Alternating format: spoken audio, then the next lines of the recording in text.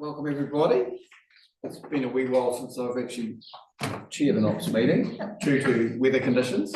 And I'd like to take this opportunity, I know he's not here, but to thank Robbie for filling in and doing a sterling job on chairing the meeting. So it's great to be able to do that. Thank you. So health and safety, you all know the emergency exits. This one's out this door for us. And we'll just note Robbie's got leave of absence at the moment. Do we have any conflict of interest declarations? No. And we've got a recording device on the live stream. Any announced urgent business? No.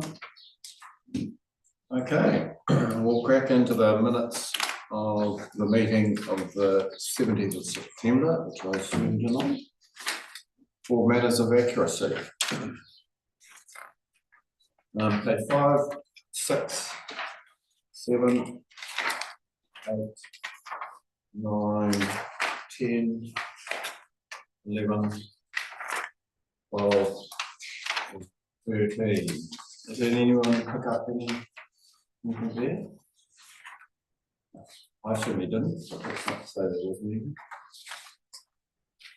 So would someone like to move that those are an accurate record of those minutes on the 17th of September? Mara, thank you. A second. Mr. Fiona. All those in favour say aye. Aye. Against? Carried. Okay, matters arising from those minutes. Page 5, 6. Chair. Oh, sorry. Page 5. Page 5. Kiwi Camp. Oh, yes. I've got a clarification as to how they route the system. They do use the route, use that fog to go into the kitchen and the showers, but not night staying. No one's checking that. So we'll just stay longer. So how there was some discussion about how income was put down on Kiwi Camp.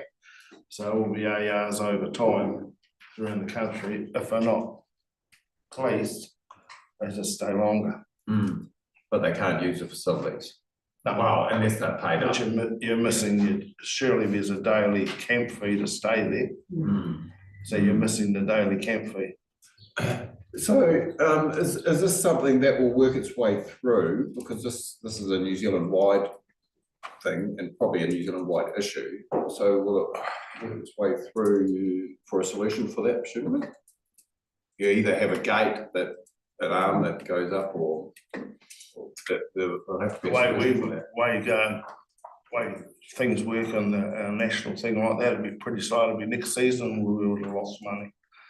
Yeah.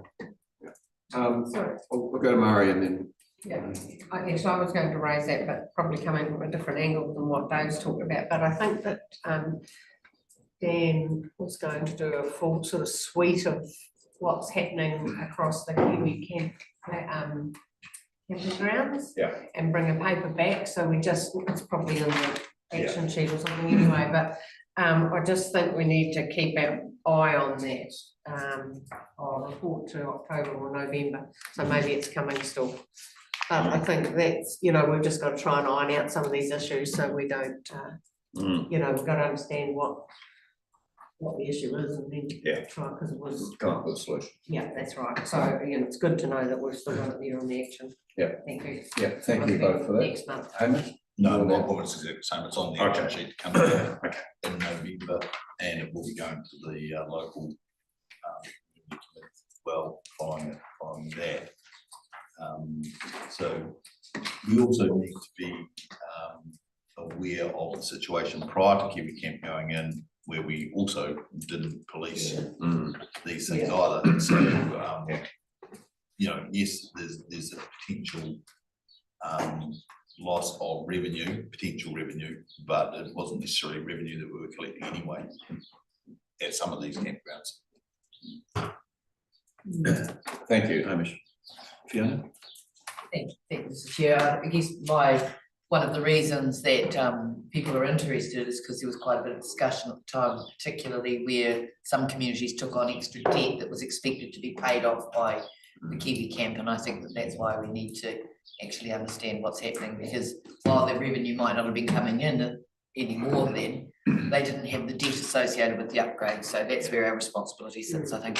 So, I can't understand why you sit around waiting for another damn bloody report when you're losing money. So somehow, it just doesn't make any sense to me if we're losing, well, if we're the opportunity. What do we charge them a day, $20 a night? I don't know. It will vary. 10. 10? Yeah. So I'll put it in perspective, like, you know, our pensioner flat, say, pay $100 in rent a week, 150, not a lot, which is fair enough. So one of these campers is like staying there. Just, we've got, surely we've only 158 staff, haven't got a system that we can put in now. Yeah, we're working through a process, Dave, and it will. I'm an impatient person. I know, we Yeah. know, so. Someone's routing you. This process has been routed for a long time. It's just not acceptable. Yeah, if there was an easy solution, I'm sure we would have found it by now, possibly. It is work in progress, and I'm confident. I hear you, Dave. I'll just go to Vince. Is there a camp committee? How's that structured on that camp where this is happening? Because if there's volunteers there, can someone just go and check that people? Yeah, there could be a local solution here. I know. It could be a local solution. Because I can't Which see camping how. ground are we talking about? I'm not prepared. Oh, I can, my carries one.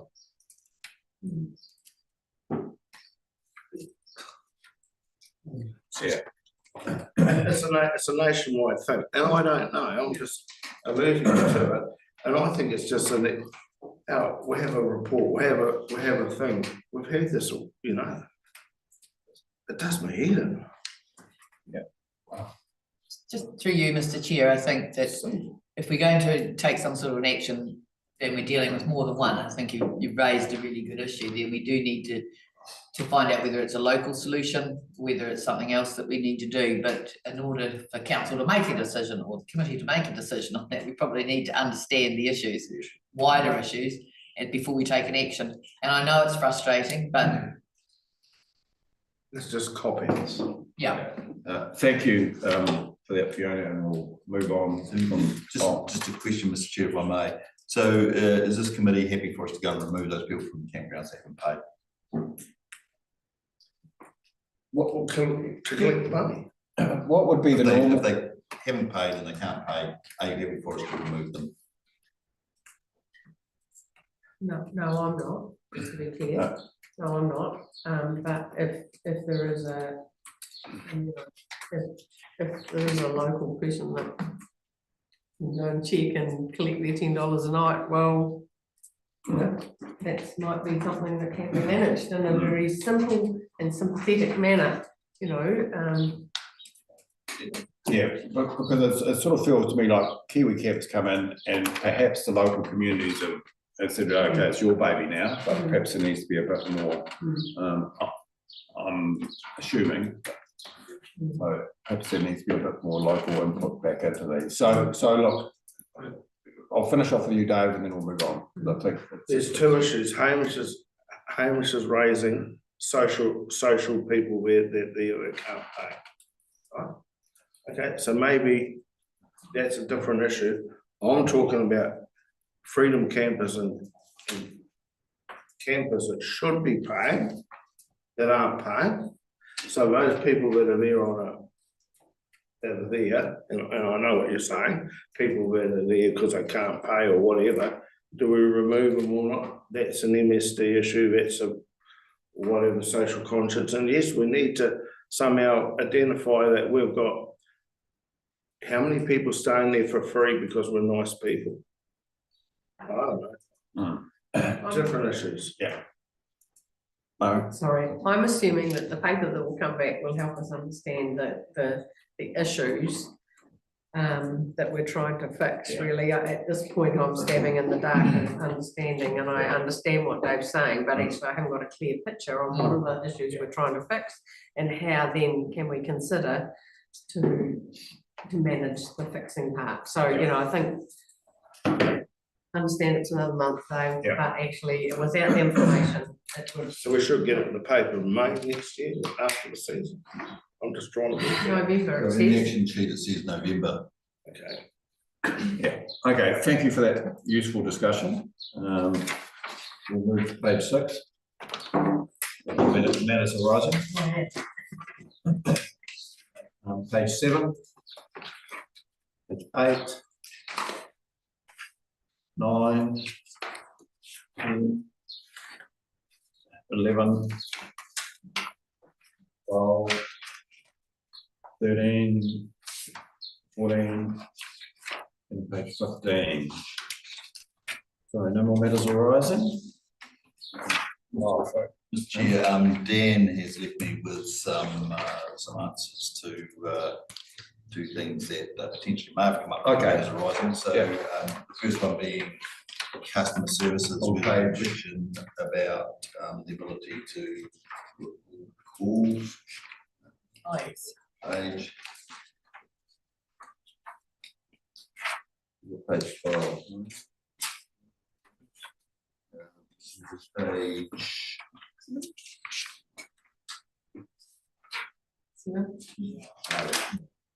Seven and 8.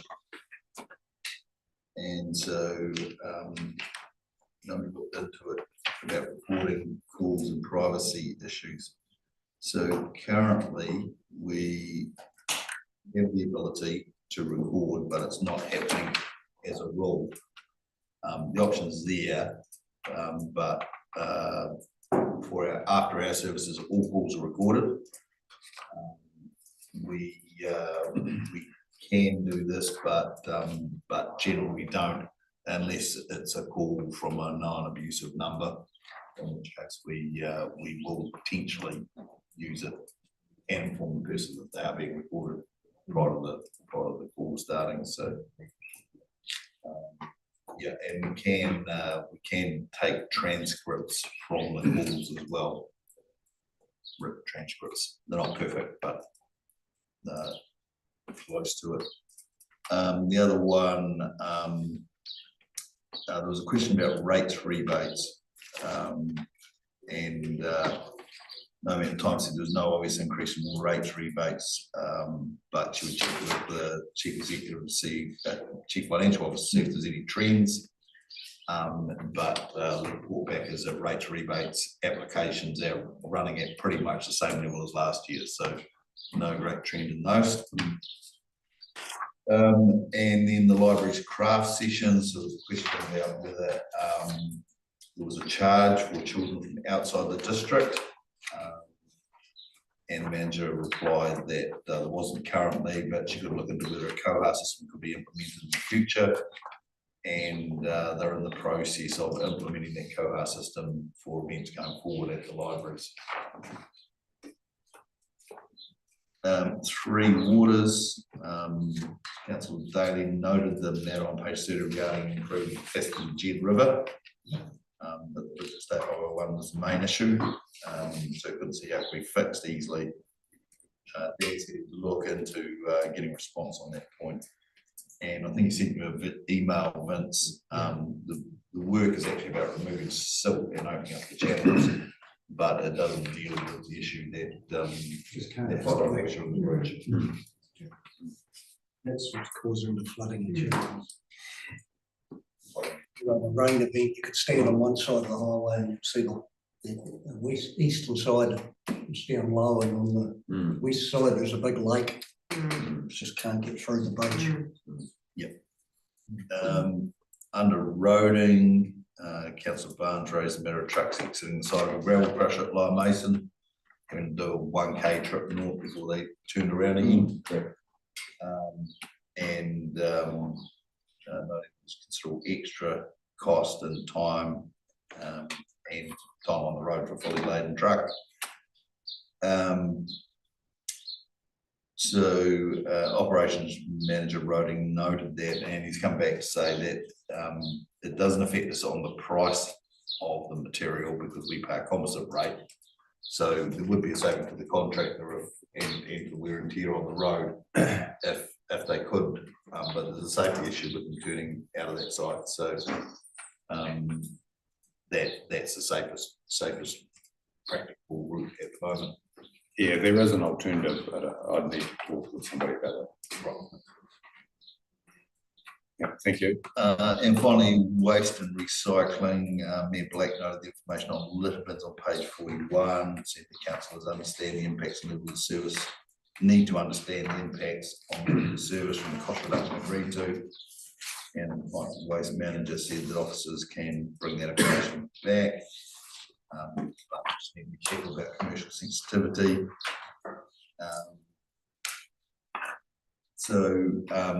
I know that there are savings and I'm prepared to discuss those if we were to be in public excluded. Otherwise, I could email that around in confidence, but I don't want to discuss those savings in a public meeting because they're actually negotiated with the contractor. So. Thank you. One of the best practice to manage that. Or either I could email it around in confidence and you understand that it's in commercial confidence, or you could choose to go into public excluded to have a discussion about it. So Are you happy for yeah, what would your preference be? well, that might be the best if Go into it triggers the need for commercial sensitivity, we could go into PE at the end to enable that information to be shared. Or would you rather email it around? I'm happy for the discussion, but. Okay, others might have different- would it people could be happy kept for in us the to go minutes into there. PE? Yep, yeah. Get it sorted. Yeah. Kept in the minutes. So remind me at the end. Yeah. Okay, thank you. Is that all? Yep. Look, thank you for those matters arising, Hamish, that it's good to come back without us necessarily picking up on them, so thank you. Okay, look, we'll now move on to page 16, decision item, Maskell's Road seal. So, look, I'd like to say a few words at the start here. Just, Mr. Chair. Have I got something? No, you haven't, I did. With the conflict of interest. It has been raised, we had it in the past, but I still believe that I've never been sent any information, and other than living on the same road, except on a sealed part of it, I'm still a little bit unsure about that conflict of interest rather than anybody else who lives down the road, but for the safety of any decisions, I'm probably best to, don't want to cause any problems with any resolutions. So, but I might take part of the discussion, but not necessarily vote. Okay. Yep. That's a good call, thank you. So look, just regarding Maskell's Road, I've got a few thoughts here. We have had a lot of discussion about this. We've had a meeting with the people and we've heard different views from on the road as well. So we've had some really worthwhile dialogue. And I hope you've all come to the meeting today with all the background in your head and what this paper brings, so that we don't need to thrash about stuff that we've already talked to death about. So I'd like to think that we can, yeah, I've got a few things I want to say, and then I want to give you all a chance to say, and I guess you'll take it through the paper, Hamish. Correct. So we'll go through that first, and then give everyone a chance to have their say, and then we'll make a decision. So that's sort of how I want it to be. And if we go round in circles, I'll pull us to a hole. Okay, we've gone round in circles with this enough. So look, I'll go to Hamish first, and then I'll say my bit, and then I'll give everyone the opportunity. So Hamish, if you want to take us through this paper. Thank you, Mr. Chair. So this paper follows on the June 24 meeting when the committee requested that a meeting was arranged with the residents of Maskell's Road on the unsealed section and the operations committee. That meeting was held obviously on the 27th of August, and the committee agreed to request further information regarding legal technical process involved with establishing a cost share with residents and opting not to follow council's unsealed roads policy. The officer recommendation is that council follows its policy. That is always going to be the officer recommendation. And then usefully, the paper goes on to look at the alternative options that the committee has, such as supporting a cost share model with residents via a targeted rate, and how that fits with council's strategic objectives. There's a number of discussion points there about a 50-50 cost share and how that would work, and there's a little bit there about how committees can make decisions that are not in line with council policy. That's a perfectly acceptable outcome if the committee decides that's what it wants to do.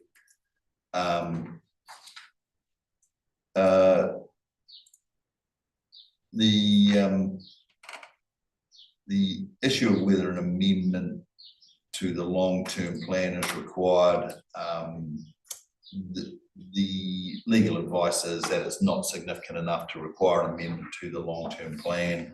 And then there's a bit there about the financial implications of any decision to fund this. So in summary, I use the recommendation of officers to follow policy. That's always going to be a recommendation. And then we've gone into some detail about the options that the residents and the committee wanted explored, and hopefully provided you with sound technical information that you can use in your decision-making process. You cannot make a final decision on this matter because it's not in your delegation, but you would proceed by recommendation to council if you wish to proceed with something here. So hopefully process-wise, it's clear and you understand the implications of any recommendation that you might make. Yep. Look, thank you for that, Hamish. And look, if I can just have my say here, and that is I'd like from this meeting today that we can move this forward to we can have a motion that we can move it forward to a council meeting to make that decision, because we can't make a final decision here regarding it, but we could pass it on to a council meeting, and that would be chaired by So that's what I'd like to see happen, and there's a few key points, and I just emphasising what Hamish just said, and this is how it's worked in my brain. First point is that it meets the council's strategic objectives, and to me that is, we're here to meet the needs of our community, our ratepayers, and on page 17 there, it's our strategic objectives. It ticks all those boxes for me. That's my point one. Point two is the legal and policy implications, and for me that was always a bit of an issue, that going outside of our policy of 100%, could we do that? And it looks like we can, so I'm comfortable. It's not a significant alteration or a significant stretch of road, so for me that's those are the key points there. But it is significant for the people living on the stretch of road. So that comes back to the strategic objective. And I'd just like to sort of explain a bit how in the urban environment, a new subdivision is put in, it's 100% funded by the developer, which means it ends up being 100% funded by the people who purchase those properties.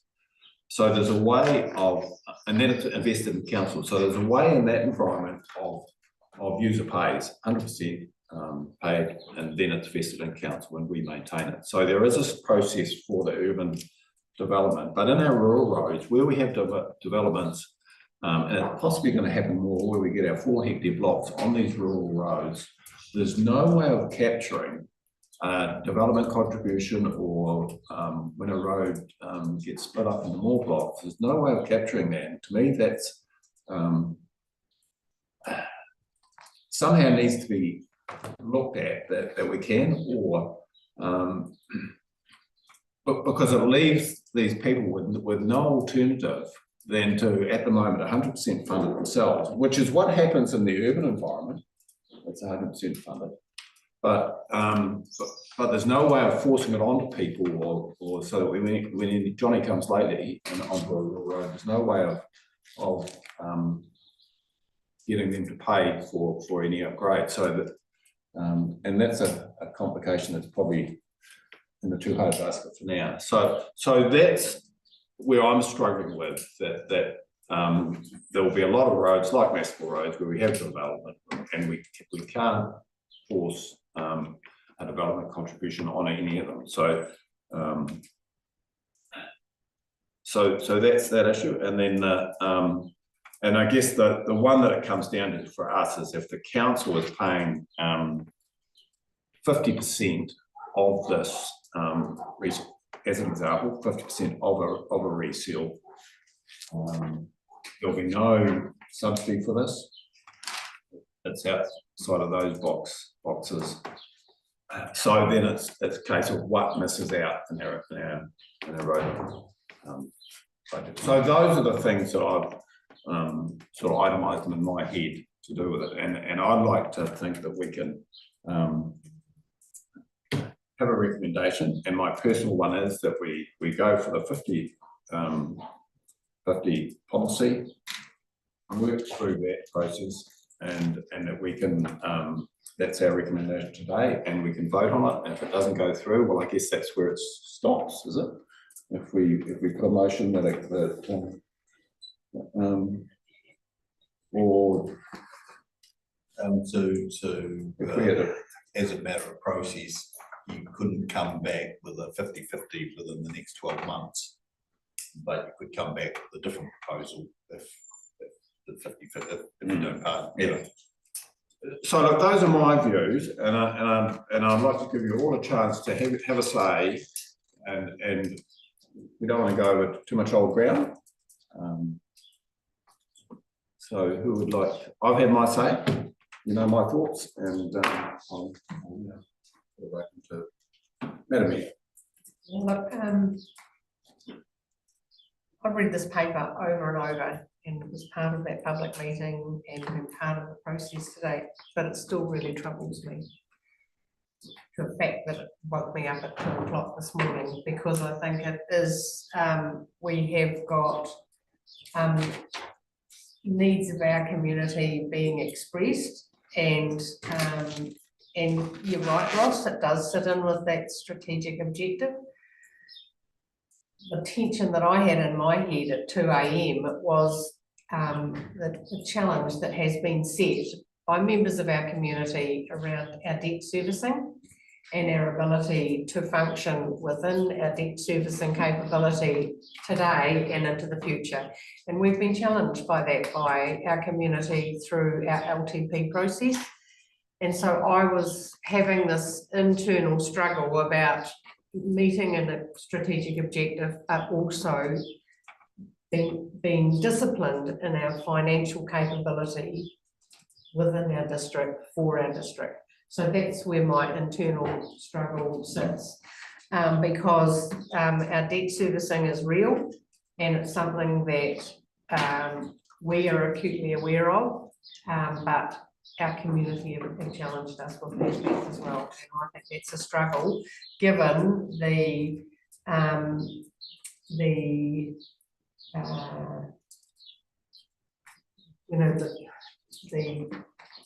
response, I guess, might be the best way, through NZTA with our application for being able to consider, and this may not have even met the threshold of having a match funding through the NZTA as well. So, you know, like there's a lot of things that need to be considered in this whole achieving an outcome. The informal meeting that was held in June, I think, you know, the 50 policy, 50 I thought it was a really good meeting. It was designed to have an opportunity to have some exchange of dialogue. That meeting also wasn't conclusive, and you know, everybody sitting around this table had the same hopes and desires either, Mr. Chair. So, you know, whilst we've got a genuine intent to do the right thing, when I listened to that community and the community that's having most effect, there wasn't general or 100% consensus in that body of people. I genuinely want to do the right thing for people, but we need to do the right thing for the district as well, and I'm struggling with that tension. Even with a cost share, the things I've thought about, actually Dan put in this, the cost share decision also has implications. Is it 50% of the people on the road that needs to agree to it? Is it 75%? You know, those things have been fleshed out but not determined to me. And so there are still things that are concern. If I can just keep going through when I read the paper. I know, and it's in number 26 and 27 here on page 19, it talked about, and at that informal meeting, there was a discussion, someone on the road gave an estimate of costs, you know, but we need to be certain about what those, are those costs the same as what we would get through a procurement process, or, you know what I mean? So, you know, there's a lot of things that need to be considered as far as that goes. And I think I remember hearing Dan say on the night that the costings, sorry about the very humble terminology, but because the road has a crown to allow water, but if it's going to be sealed, it needs to be more flattened surface as opposed to having a, you know, so there's a build up edges. So whether it actually, you know, with those costs that we've got here as that rough estimate actually, you know, so there's a lot of things that I need to understand better. Sorry about that, guys. Yeah, that's really concerning. Sorry. I think that's all I need to say just for the moment. Yeah, thank you for those. Hamish, you want Yeah, just to be clear, the financial implications we've put here is the 675 to 700,000. That is council's engineering estimate. Okay. Okay. That's not the cost that the local contract has suggested. Okay. You know, some things that you're saying there that we're looking at.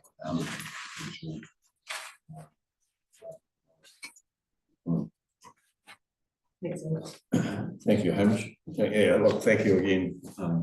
Murray, who would like to? Sure, Vince has got something.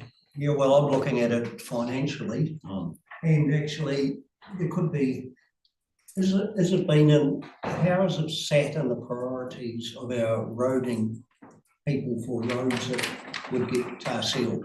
Have we got a hierarchy in our district that we've ever looked at historically of roads which we feel important enough that they need? Just asking, should we had any idea on that? So we don't have an official hierarchy because we don't have set criteria to look at the roads. What we need to do is work through this committee to develop criteria. At the moment, we simply say any road that's going to be sealed has to be 100% paid for by the residents on that road. That's the council policy. So we never bothered to do the work on hierarchy because it's never really been an issue. I'm just working on the 350k, which we'd have to borrow. It'd be at 4%, it'd be 14k a year, the interest, without paying any of the debt off. So it's another 140,000 over 10 years, and we haven't got how are we going to pay it off? You know, how are we going to pay our debt off? You know, have you come up with a business case of how you're gonna do that? Just put up the rates to everyone, I suppose. And I just feel that we haven't got funding to do. We're gonna be cutting back, looking at our funding cuts on just doing basic stuff. So how can we afford, because I drive around our roads, I don't know if you guys have driven around many of our RCL roads lately, and there's a lot of work. I look at the Leader Road, it's falling to bits and places. And how are we going to afford to fix what we've got without having to take on more? You know, I just in the times where we've had our funding cut, I feel for these people, but how do we pay for it? Because like our debt loading's getting higher and higher. We haven't got if you guys could tell me how we're going to pay it off. It's easy to go and borrow money. You know, you can borrow money real easy. It's paying it back is where the difficult part. So I couldn't support it actually. Yeah, thank you, Vince.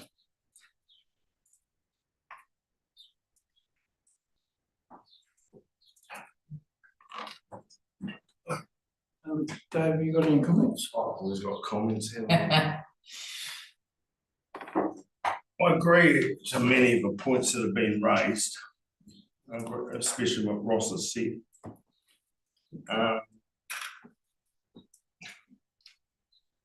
Vince is sort of, we're talking the 350,000 extra debt. I agree with that. I still come back to, you know, we're talking about not in debt to fund these things, and I've said that before. It makes no sense doing development out of the grocery money. You've got to have the discipline to pay it back. You know, maybe we don't pay it back. So I, you know, 35,000 a year would be interest and debt to pay back per year. And how do we save that money to do? We've got to do development of something. We've got to do extra stuff. You know, the Windstones and the Silver Ferns and all these other outfits, when they need to cut their cloth, what do they do to do things? It's a sacred cow. We never ever, that's a Hamish question. It's always a sacred cow with staff, you know. It's a quarter of a staff member to do some development. I'm just suggesting there's ways to do it, but to me it's debt. The dust argument just has no relevance to me at all. You know, I'll just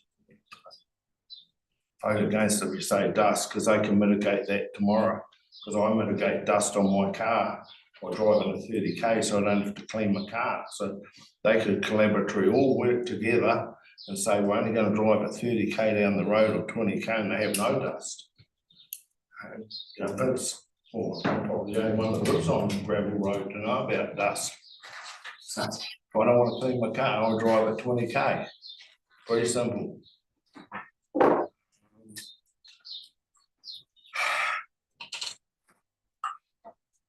So, and I sit there and look at how did our forebearers do it? What's different? How can they tar seal roads and do things that we can't do it?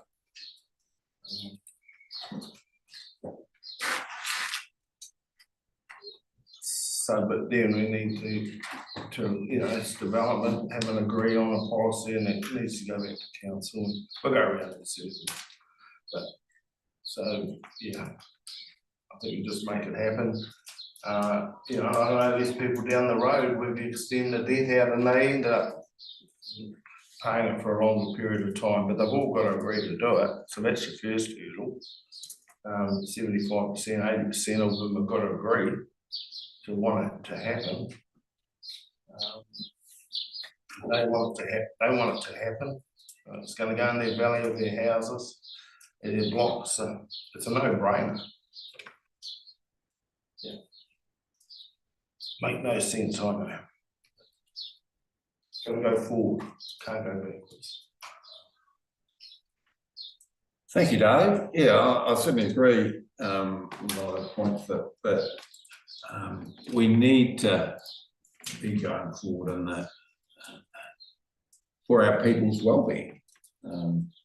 if there's an avenue for them to have improvements that, that is affordable for both parties. And 100% funding of, ceiling, which has been in for how many years now, since Woodbank really, Woodbank Road. We haven't had a road sealed.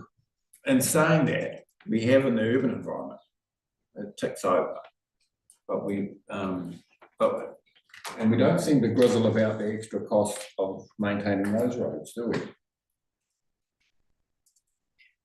I could just make a comment, although I'll leave you chaps to vote. Look, I support what you said earlier and looking at those things. And yes, we do need to consider our debt. But there were a number of questions raised by Mari as well. I do think that it should go through to council for a broader discussion. And just see that through, because there is, as Hamish said, we don't know what the price the contractor outside person thinks that they can do it at, so there's still a little bit of teasing out to do, and there might be longer times available for debt. And although people continue to say that having a sealed road adds value, I've never seen a property advertised as being more attractive because it's on a sealed road. In many cases, when these places are developed, houses are placed far enough back from the road, a lot of those things aren't an issue. And then of course dust, it's not dust in of itself, it's because of a process that's happened that's left some people vulnerable, a small number on that road. And a lot of outside people go up and down the road, they don't care whether it's dusty. We're not going to relitigate that, but I would like to see it go back through to council. That's what the people on the road have come and asked for it to go, and it's outside of the ability of this committee to do anything except make a recommendation. So if you put it through there and the whole of council agrees that it should or shouldn't be done, then they can have some comfort in the full process. Thank you for those words. Mari. I just want to, I guess I want to express my opinion around the dust implication, because I actually think this is really important. And I do uphold the expression of the dust and the health implications to that, and I just would like that. From a personal perspective, I think there is enough information for me to feel comfortable. Actually, I know there is enough information to make me feel comfortable about the issues that have been exposed through this. And we can challenge each other all day, but that's my personal view. But yeah, this is really challenging, and I think, I put a line around, it's about that debt for operating expenditure, and other things that we've been challenging ourselves with for all through this LTP. And that's what I feel really concerned about as well. It's not for the want of wanting to do the right thing. I think probably council needs to be given some direction, full council needs to be given full direction from this committee as to what is a preferred model. This will just have more people around the table that are actually going to go around the same circle. So, I think, a direction to council, is it this committee saying it's preferred as a 50-50 with 75% of those affected? There's got to be some strong direction really, because other than that, we're just going around in a bigger pool. So I think we need to be quite clear if it is the preferred position. I've already stated the financial impact from a district, which concerns me. Thank you. Madam Mayor. Clint. I just look at the financial implications of it, like Hamish, how much do we spend a year on our grading? It's all part of the part of the total contracted amount, so I couldn't tell you off the top of my head, Vince. I think it's about 600 or 700 K. So this is half. If you took it as an operational thing, it's half their grading for the year. And, you know, with the interest in that and paying it back over 10 years, that's 5%, that's 50K a year, really, that we're paying just in debt. We're already got a rate on people paying our last debt that we borrowed money for our operations. We've got $1 million debt we're paying off. And, you know, we're going to add this to it again. So why don't we bother paying any debt off? You know, I just look at the rest of our infrastructure and worry about it because we're not keeping up with that. You know, it's all very well to go and build onto a side of your house and make it bigger when you can't even paint the rest of it. It's all falling down. You've got to be good guardians and you know, think of how are we going to manage it all. We're struggling to manage our infrastructure now with the cuts from central government. So, you know, it just worries me. We've got a policy for a reason. Thank you, Vince. Just for clarification, I just want to check. I noticed that, Must be a good one. not happening. Want to check. I thought that the debt wasn't we wouldn't go through debt, it was coming out of operational one, Vince has just said. And then it's impossible to do it if you're taking it out of operational, you know, Hamish. Now I'm getting confused because part of it says it's not a good model to do it for debt and we don't get 52%. And if you're going to take it out of operational, you're not going to grade because Princess Sarah's agrees 700. Well, you can't do it. It's ludicrous. Never ever going to do it. But if you do it on debt and only paying 35,000 a year over 10 years or 12 years, that's doable. So I just want to clarify because it makes no sense to Vince is saying one thing. Does that make sense? So yeah, from my perspective, Mr. Chair, you could number one, you're not going to get NZTA co-funding on this. That's not going to happen. So the total cost of the road is let's say $700,000 based on the engineer's estimate. If you do a 50-50, 350,000 from the residents, which they'll have to fund themselves somehow across those 20 odd properties on that unsealed section of road. And council then has the option of either utilising debt to fund its share or taking it out of the operational budget and not doing some of the planned works under the operational budget. If council chooses to fund it out of debt and does it over 10 years, it's $35,000 principal payback per year, and there'll be interest costs, and those interest costs will obviously decrease over time as the capital is paid back. So year one, if your weighted average cost of capital is, let's say 5%, which is pretty generous because it's actually 5.65, but five is easy to work out. That'll be $17,500 worth of interest in the first year. So year one, if you said 35 plus 17.5, 52.5, and you divided that amongst the 9,000 rateable units in the district, you're looking at $5 plus on everybody's rates on an annualised basis to pay for that, and that number will remain relatively. It will decrease slightly over a 10-year period, but if you said $5 on everybody's rates for 10 years to pay for this road, it's every ratepayer in the district, then you've got it covered. That's doable to me, but you don't want to do heaps of. Look, thank you for that, Hamish, and thank you for that discussion. And look, I think this has been some great points raised here, and that have been raised before. So can we, as a group? So I think personally that this needs to go to full council because we can't make a decision here. But as Murray said, we need to have a bit of guidance here, so that we can say, well, this is what the committee has recommended on that. But I sort of don't get the feeling that we have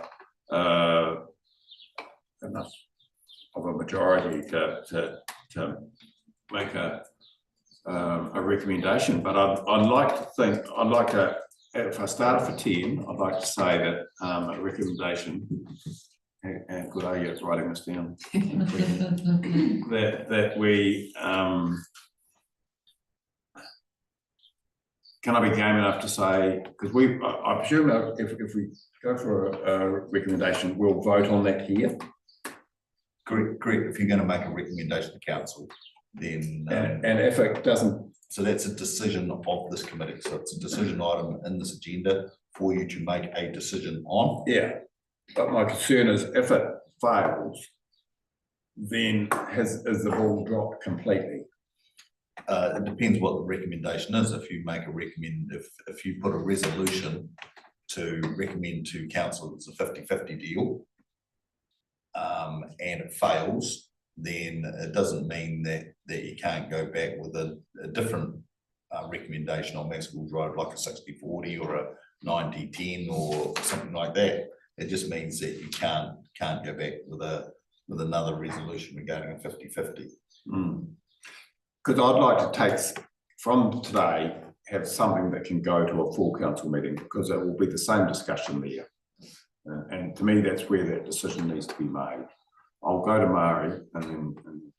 I mean, this is just the teasing of some words, so just bear with me. I mean, I've listened to probably two sides of the argument, and I'm probably flipped as I'm, managing, because I'm full of internal tension. But is it something like that council agrees to a 50-50 cost share with 75% of the properties agree to that, because I think that we can't go with an expectation that we're not, there's got to be agreement within the residents impacted, and I think we need to set that threshold. Yeah. It might be 90%, because otherwise we're going to get in a pickle.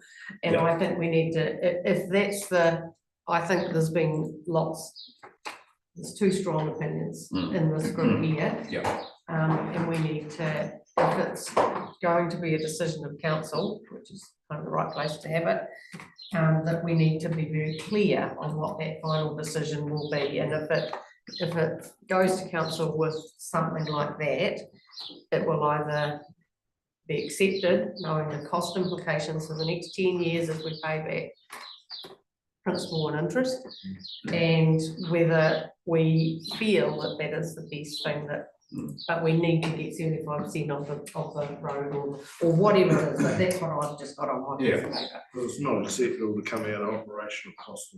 No, I don't want to see anybody else in that district. Yeah, thank you. And as you say, it still could tip over with the residents on the road and not meeting that threshold, no matter what we say here. So Hamish. So just for clarity, so what we're suggesting here is that a targeted rate be imposed on the residents of that road if a certain percentage agree to funding it. Is that what we're? Yes. Yeah. Rather than Sorry, that's a better word. Yeah. Rather than cash contribution by those residents. Yeah, a targeted rate. I think initially it was spread over 10 years for them, or there was talk of spreading it over even a longer period, 15 years. So on that basis, council would be happy to carry the interest costs of 100% of the. I mean, if there's a way to manage that better, I think we should add that. So you make the targeted rate be capital plus interest. Yeah. Then it's Yeah, I think there's some real wisdom in that actually, to be really clear, and I think it will help council make that decision as well, because without that, if we've got a good clean recommendation to go to council, council laws understand this background, but they'll actually understand clearly what they're going to, what we're going to vote on, and it will either succeed or fail at that point. Look, thank you for that. I'll just need to Just a point of clarification, Mr. Chair, I'm not trying to step into the discussion or the resolution that you're trying to make. At the time of the meeting here in August, ahead of that meeting, the letter had gone to every ratepayer on 100% funding. that went out sometime after the LTP and some late July or early August, whatever it was.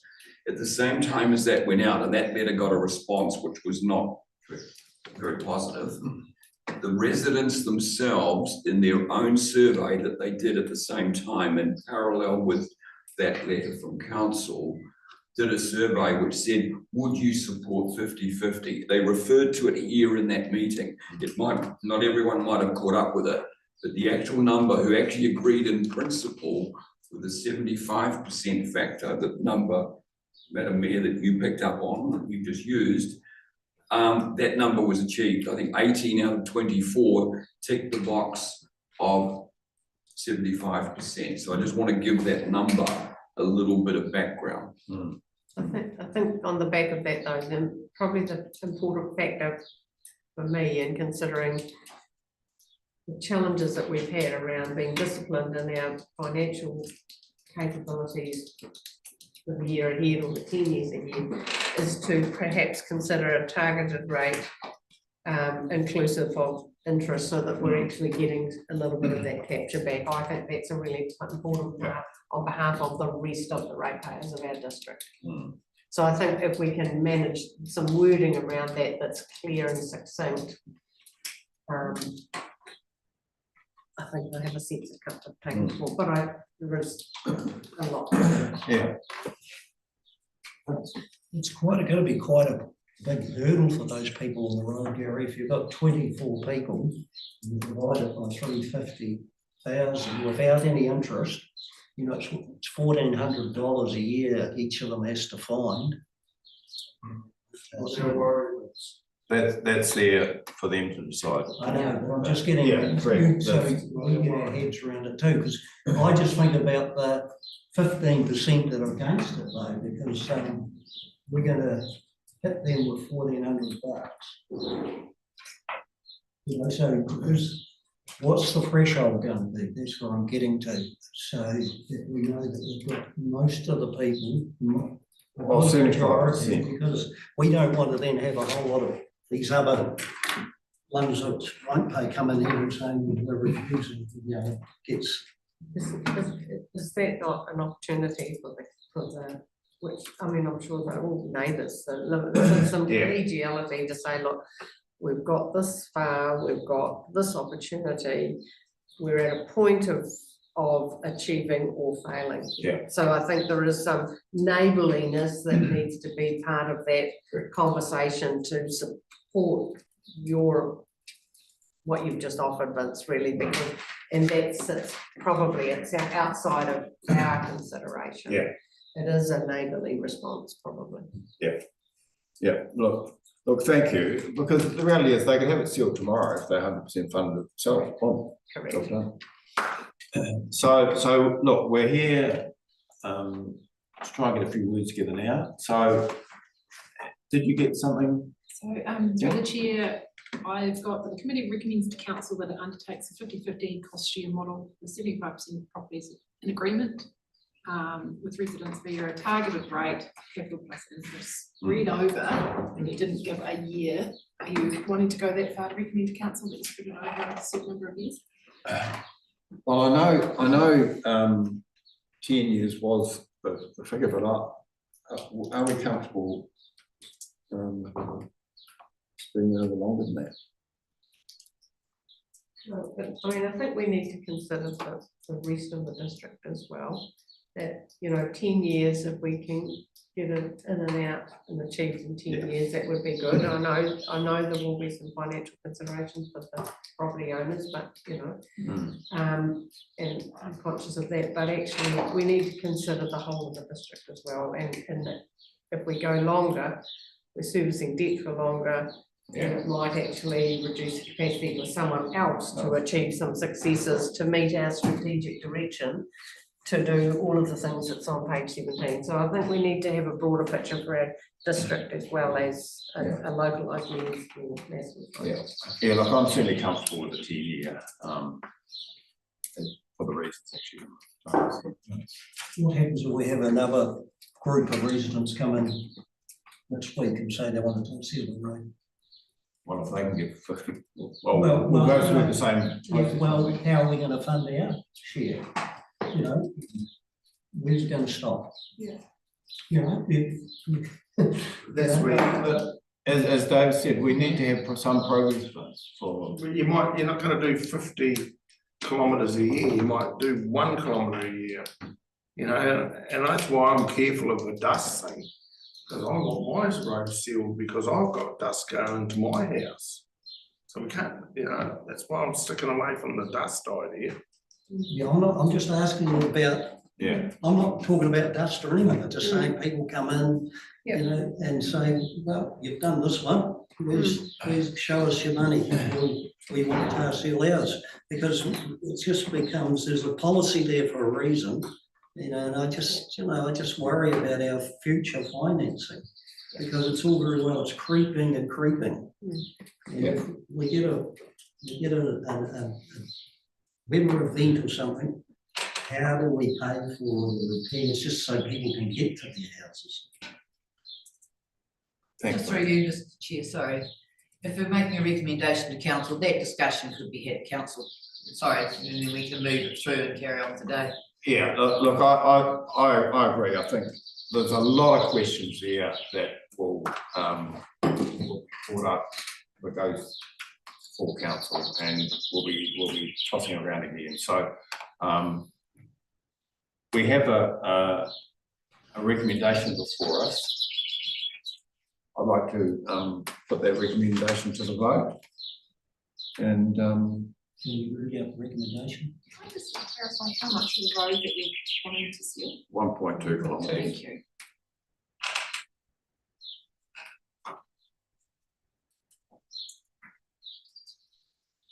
Yeah, the committee recommends the council that undertakes a 50-50 cost share model to seal 1.2 kilometres of Westwood Road if 75% of the properties are in agreement with residents via a targeted rate.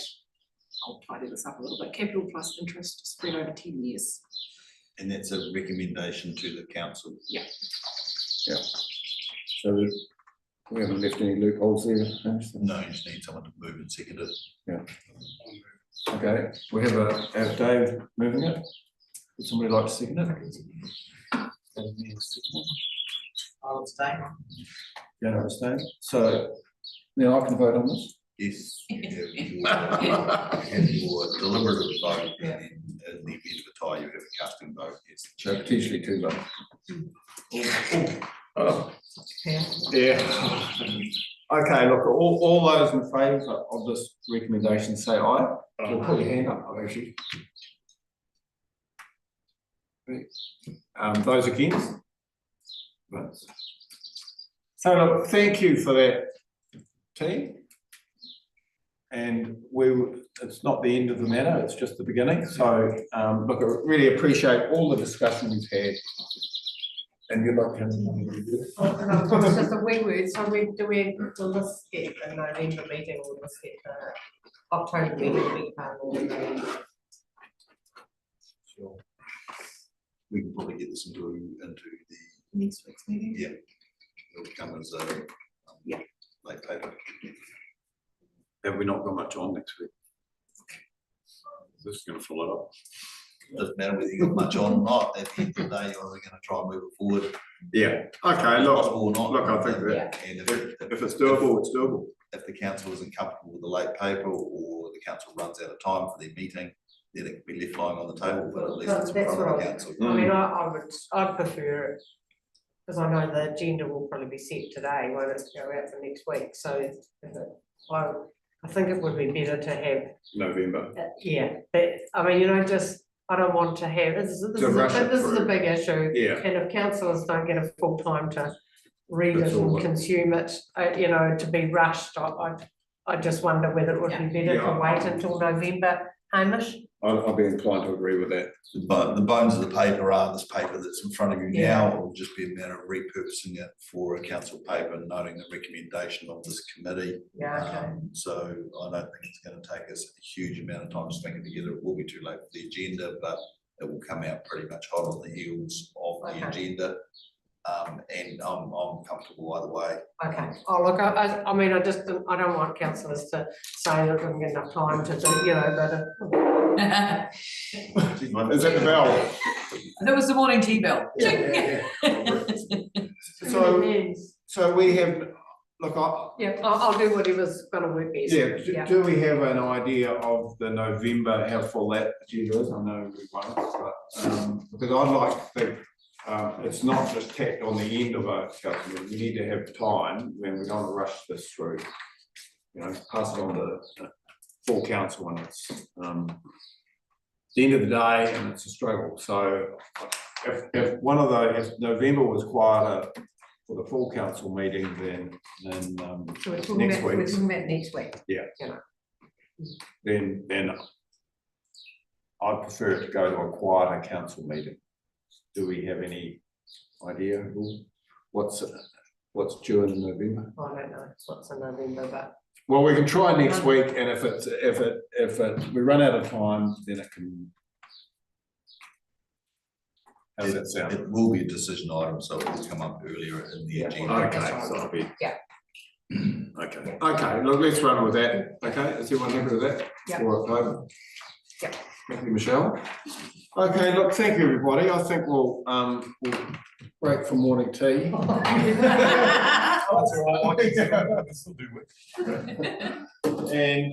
And we'll be back here at about 10:02.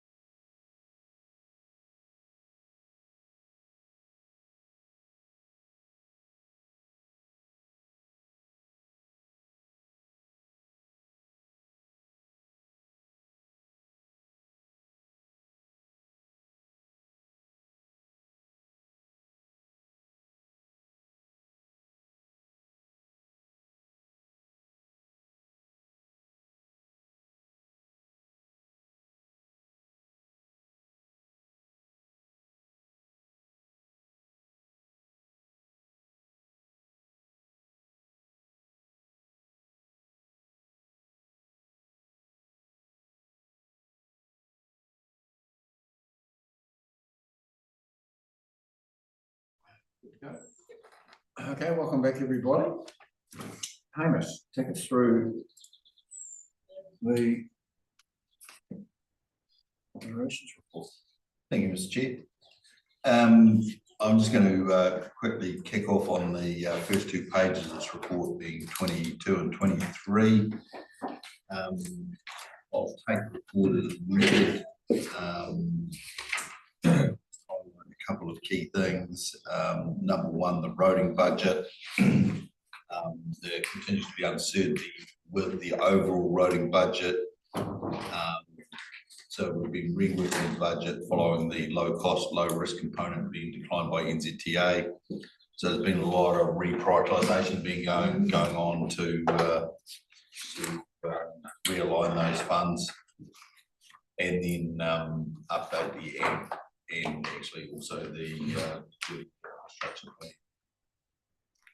So we're now looking at the rate rise for year 2 of the long-term plan, because we were forecasting a double-digit rate rise in year 2, which was driven almost solely by roading and particularly bridging. Without NZTA committing to that, we are questioning the ratepayers having to fund that bridging work, which is pretty significant. So we're actively looking for savings and working through that budget at the same time. We're also doing some work on and what that would look like. That came through pretty strong in the LTP. So I just highlight those matters. You know, the cost savings initiatives that we've got there, spelled out in a bit more detail by the teams overall. And safety and risk issues continue to be well managed. So that's really just the overview. Any questions about the overview? Mish, when do you think you'll come up with where you're going to get the cost savings from on the roading? So we've had one workshop just looking at it from a big picture. No, we didn't have that workshop, did we? We did some work in the background to get ready for that workshop. Yeah, so we've been doing some work looking at that because we need to get on to the annual plan. And I'm not quite sure when that workshop's been rescheduled for actually, but do you know, Michelle? But we will have a workshop with councillors which will outline where our thinking is on these things and see whether you support that or not. Because, you know, we're conscious of, I guess, the sentiment expressed by the government regarding rates and increases and focusing on core infrastructure. And so we're just really reworking all our budgets through that lens and re-looking at our budgets through that lens and saying what options are available to you, what levers can you pull as council to deal with some of those things. So through the chair, is Charlie coming in for roading later, or is you the roading guru? No, Charlie's coming in. I'm a guru of nothing. I'll save my question. Thank you, Hamish. So that's page 22 and page 23. Now we'll skip to Alex. Yep. Which is which page you are saying on Alex? Morning, everyone. If I can direct everyone to page 29. Now we'll talk as usual to the Three Waters operations side of things. So page 29 and 30 talks about our planner, and just to summarise, our key routine maintenance program is on track and we're delivering as planned. Over the next couple of months, we're looking at condensing the amount of information provided in this table and just I guess rather than splitting the reporting out into our monthly or 6 monthly activities, we're just going to condense it down and say there's so many water treatment plant checks that are due, regardless of whether they're monthly, weekly, or 6 monthly. We're just going to report that as the total amount that's due, just to condense the amount of information that's in this report. Also on this page, you may see we've got quite a significant amount of training planned. So traffic management training, plant training. So as we continue to commission new plants, as mentioned before, Hurunui number 1 is quite a different plant for us. So there's a significant amount of training. There's essentially about 60 odd hours of training per person that goes alongside of that plant. So that's scheduled across the next several months. We have a number of projects in the background. One of those that I think is quite exciting is the development of a new customer water outage map. So that map will indicate in a slightly more user-friendly way about where we have planned and unplanned outages across the district. We already have that functionality, and the map is updated on our website. It's quite difficult to find, and it's not what I would call very intuitive. So we're looking at improving that. Another large piece of work highlighted here is the development of the routine maintenance program for our global discharge consent, which the council has been granted. So that will work over the next couple of months as we recruit to implement that program. We will also be developing that alongside of that person. And we've got a plan in place to address our water safety plans and update the water safety plans that's been bubbling away in the background.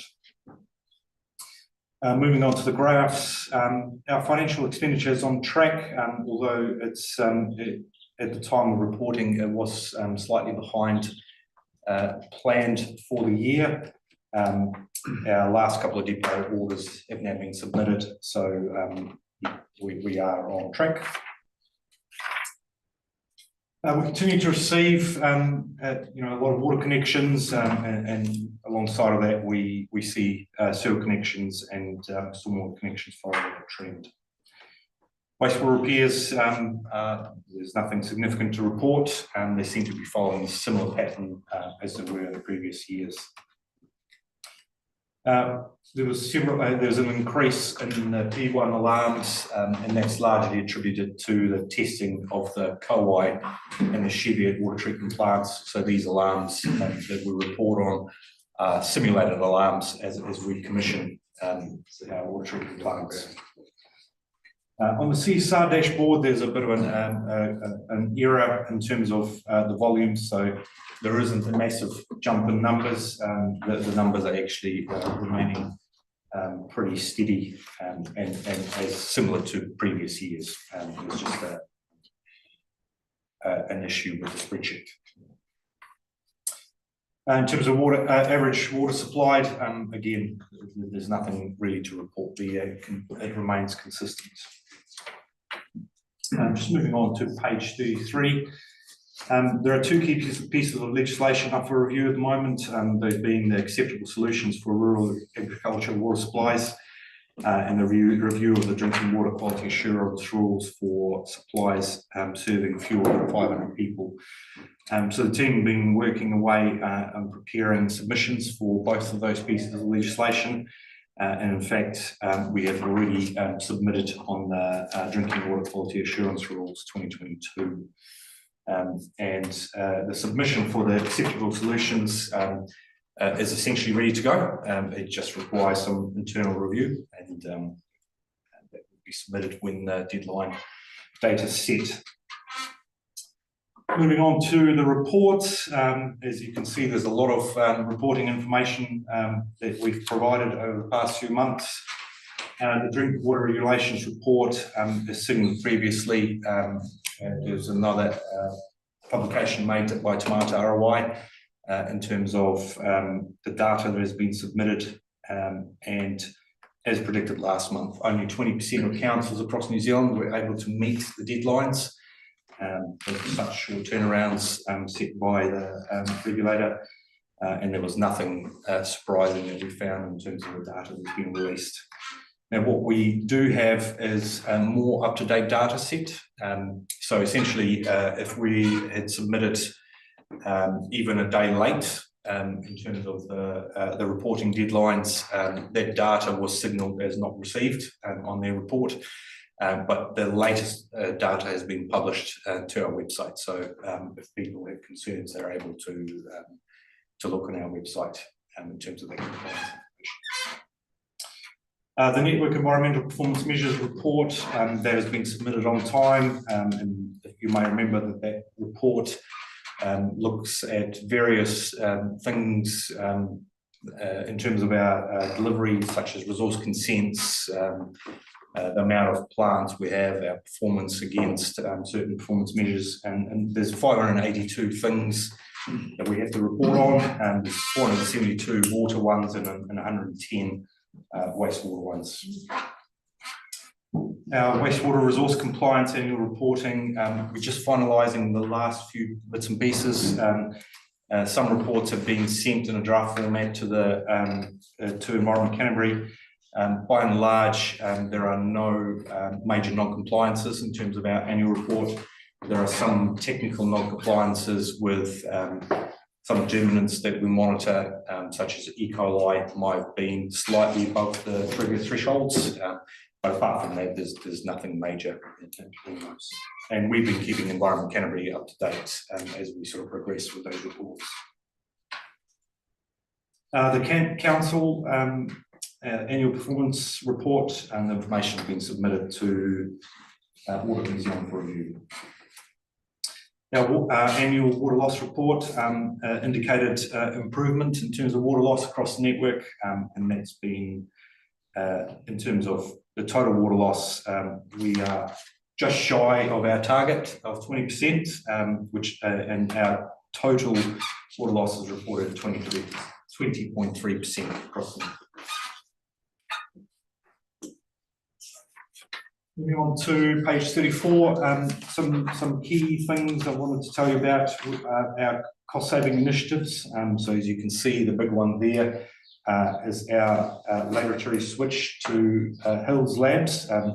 This has been sort of not mentioned previously, I guess for commercial reasons. And so we've got a projected savings of about $140,000 per year, and that's likely to be even higher than that, and that will largely depend on how much reactive sampling that we have to do.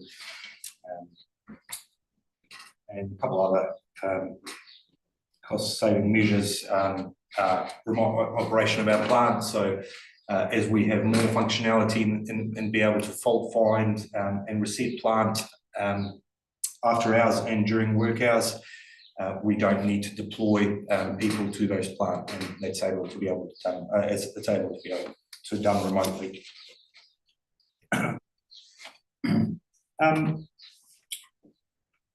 16 customers reported complete loss of supply. All of those were on restricted customers, and the vast majority of those have been as a result of block merits. And our point of supply maintenance program continues. There were 190 connections inspected last month to ensure that we adjust allocation wherever necessary. Some key information about our water treatment plant performance. So our Cheviot water treatment plant was commissioned last month and is now successfully in operation. At the time of reporting, Kowai was not commissioned, but I can give you a heads up that it has now been commissioned and now in service as of yesterday. Just on the Cheviot treatment plant, it'd be good for the community committee to see the new plant. You know, it's quite a change from what was out there by Morrison's. Just to let the community know that it's got a new plant working. Yeah, through Mr. Chair. And so I meet with the Water Liaison Group every 6 months. And through that group, we have in the past offered like a short open day, like not a full day, but a few hours. And we have done a presentation at the Waikari Basin treatment plant before. Although that's been mainly to the representatives of the committee rather than the public, we could look at setting something like that up. There are, I guess, because the plant is an operational plant and it's got some, very sensitive and very expensive equipment. There are some challenges with that, but we could obviously look at something, doing something like that for the community. Customers are paying for it. Yeah. So it's just interest for them to see. Sorry, Vince, were you asking about the community committee or the community? The community committee? Yeah. Oh, so, my mistake. Yeah, absolutely. Yeah. Through Mr. Chair, did you want me to bring that up through the Water Liaison Committee, or would you like me to? I'm not sure who. I think our rep on it hasn't been to the last few meetings. So, I don't know if we've got a conduit at the moment that's actually feeding back to the. Is that Peter? Peter Song? Mr. Chair, I think probably the easiest way is that we just schedule it with the community committee meeting. And just get on up there probably prior to the community committee meeting. They drink the water. Yeah. Just have a quick visit around that. Just one last question related to this, Madam Mr. Chair. Did you want to get this done before the end of the year? Well, because I think it's a bit soon. The next meeting is next week, I think so. The agenda is just about to be out. Yeah, the agenda's probably already out, so okay. Yeah. Okay, I will look at scheduling that in for the next community meeting. Because I think it'll be too close.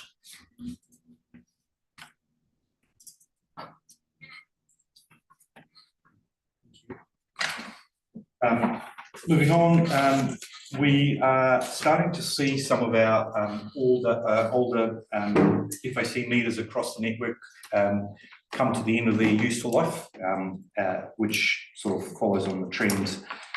We had a chlorine monitor at our racecourse plant fail last month, and the entire meter had to be replaced. So we are looking to phase out the older type meters we have and replace them for the newer type meters which we are installing in our water treatment plant. They are slightly more expensive, but what that means in terms of operations is we have to carry less operational spares in stock.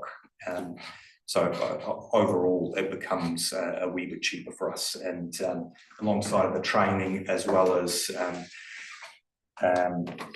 stabilisation of the meter upon installation as well as calibrations, becomes slightly cheaper. So the meter itself is slightly more expensive, but the operating of the meter is significantly cheaper. So, those meters, old ones, are they mechanical meters, or are they able to be sold? A lot of people want on farms who want water meters, and they're quite expensive, but they surplus to requirement. What do you do? Put them in a skip or sell them? Yeah, Mr. Chair, through Mr. Chair, these are the chlorine monitoring meters, so they measure presence and absence of, the levels of free available chlorine and pH and conductivity. Sorry, I thought you meant Well, just going back to the electrical, when do you think your position will be filled? Because, you know, you're putting off deferred maintenance. Through you, Mr. Chair, we have employed somebody in already, so that person starts on the 11th. It has certainly been a challenging recruitment process.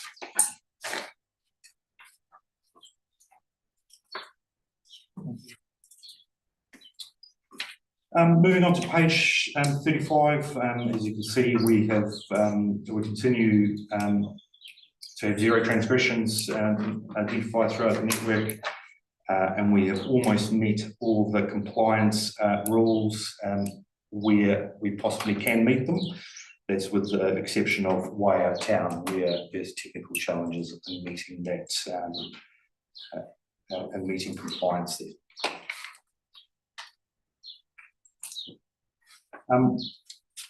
Hydraulic modelling work is progressing, including major upgrades for Cheviot and Lower Waitaui.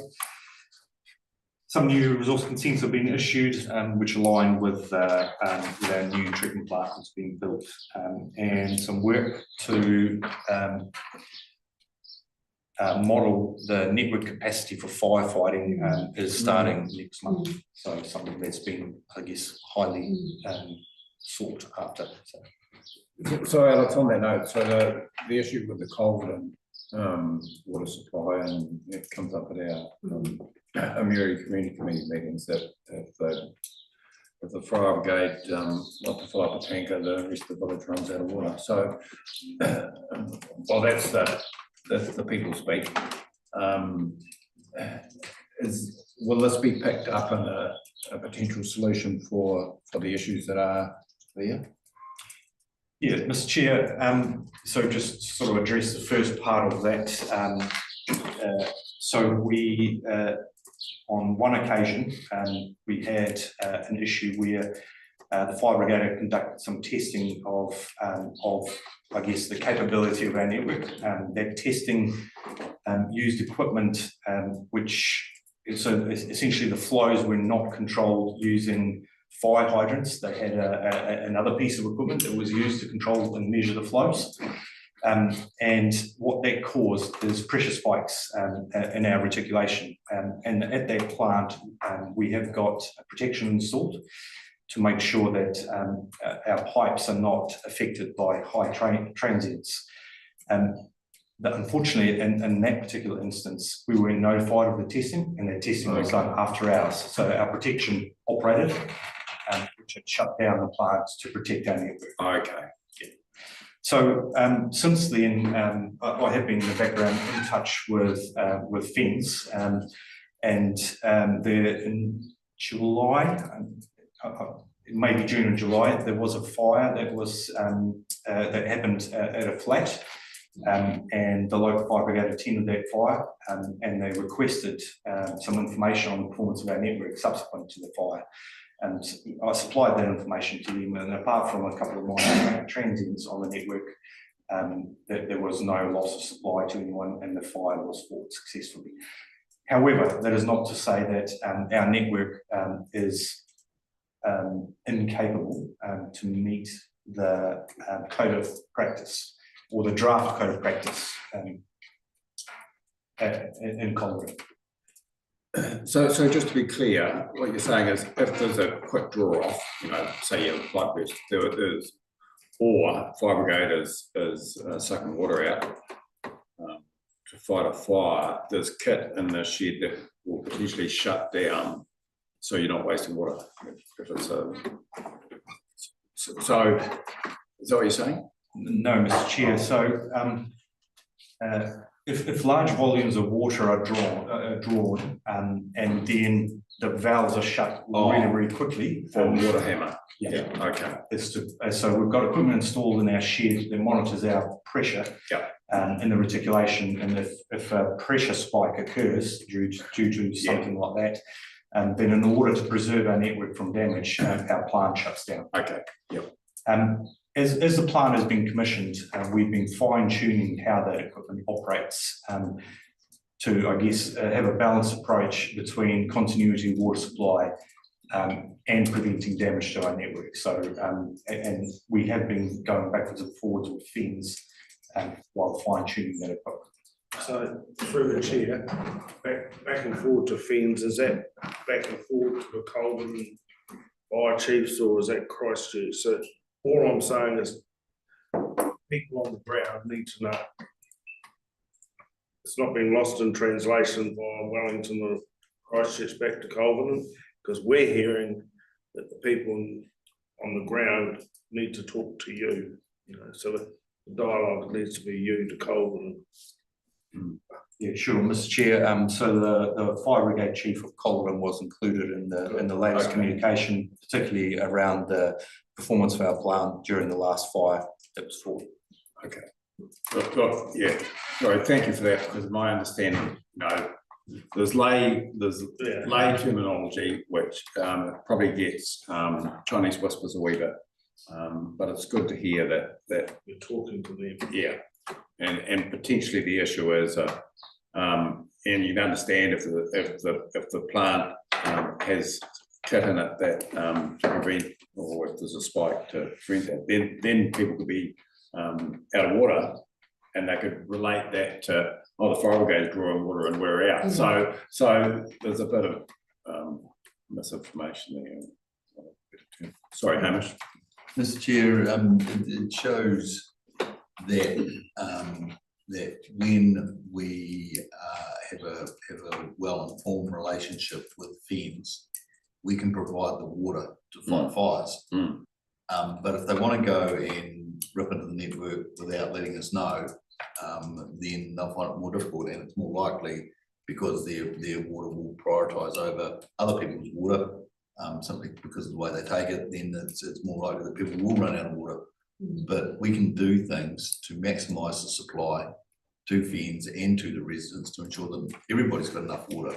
But we don't run our system like that full time, because our system's not designed to run that way. But if FENS need water and residents need water, we can supply it.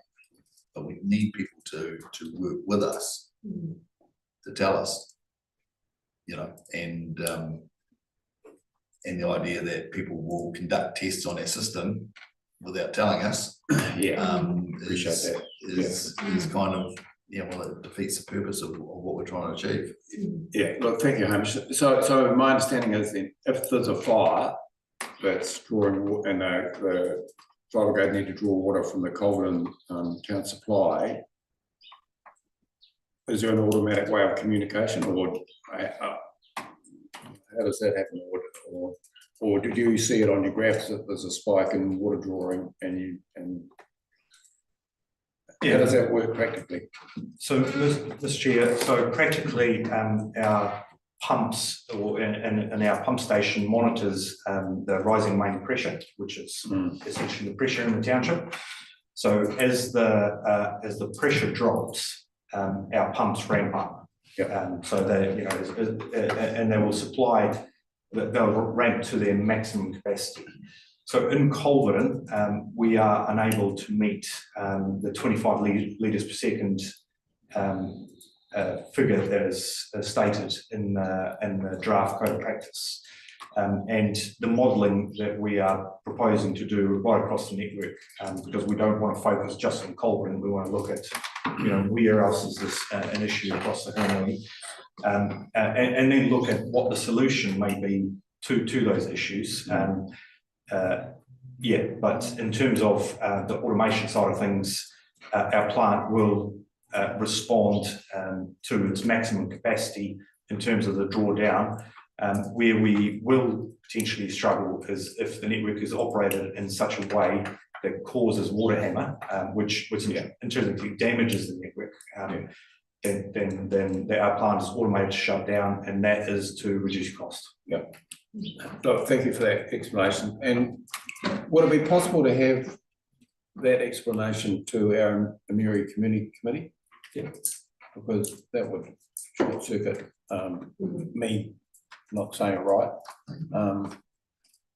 Yeah, for the next meeting, it would be great if, because they're on our action sheet list of I think there was Dan was going to report back on something. So if that could be reported back on, that would be comfortable for that community. That's a great explanation. Madam Mayor.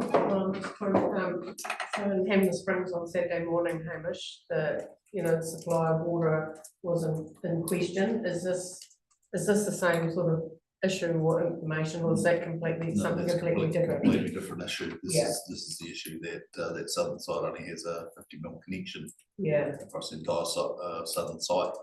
Yeah, right. So that won't be lost in a lessons learned kind of thing in this, or is that something we're going to do to manage something different, or is that still going to continue to be a risk? So that when that site's developed, obviously it'll need an upgraded supply to supply the water required, but I'm not proposing to upgrade it at this stage. Okay, that makes sense. And I'm winding back, but I think it's great to get something to Amuri, but I'm wondering, is it something that all of our committees could know about too, or is it just, it's been risen, it's an issue that's come forward to your committee because of, Craig's all over that, which is great, but is it, maybe we test it with you guys and see what happens. Yeah. It's looking at everybody, it might go over everybody's head. Mr. Chair, could I comment? I think the best thing to do in this particular case would be to provide that information back to the committees once the modelling has been completed. Okay. And we have actual modelling information rather than look. And in the meantime, we can give a verbal report. Well, I think the main thing that I've got that we can take back is that you have been in direct communication with the fire chiefs in the appropriate places.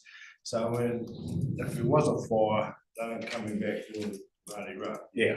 You've come up with a solution for local fire chiefs and their organisation. That's all I don't need to know how it works, don't want to know how it works, just want to know if there's a fire that happens. Yeah, some of us do like to know how it works. Please, Murray would say. Yeah, sorry. Just bring me into you. Just through you, Mr. Chair, look, I just wanted to make a comment because for a long time, I guess a lot of the fire brigades have just been, council has to supply water for a fire and they should be able to plug in. I have heard that once or twice myself over the years. But as the work on our water network becomes more and more complex, and I think when they start to understand everything else that feeds into it, it's not just water in a pipe. Certainly made a bit of a change, somebody close to me, to understanding all the things that are involved, to actually make contact, whoever's running the operation, to make direct contact with council, because Alex was great in that instance when he was rung, and he could say actually where was the best place to get the best pressure from within the network and help guide that, and played quite a good role in that. So he worked really well with them. So I just wanted to pass that compliment on and just say, but that's also about educating the chiefs and the brigades about that a little bit as well. Thank you. Thank you, Alex. Where are we up to? Okay, if I'll just move on to wastewater, there's not a lot to report. Just got a couple of questions on how did we go with the consents for the coal and the Cheviot? Were there any new fish put in or just the same as it was? Through you, Mr. Chair, I'm sorry, I don't know that off the top of my head. I don't believe there's any major fish hooks in those. There'll be just standard quantity and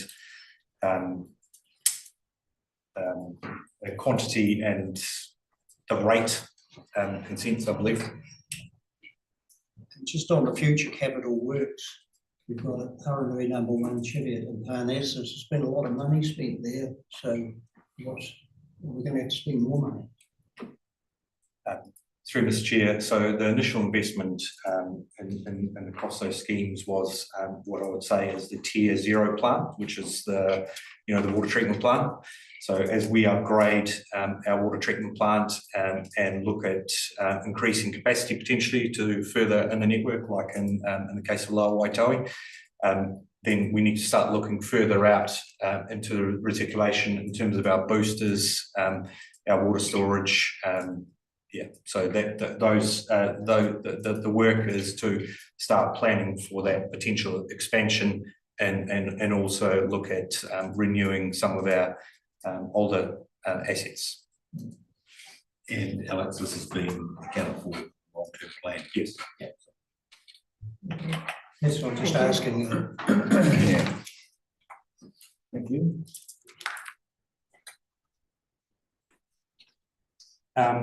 So moving on to wastewater, there's not a lot to report in that space. All of our routine maintenance work was completed, as well as work for sampling.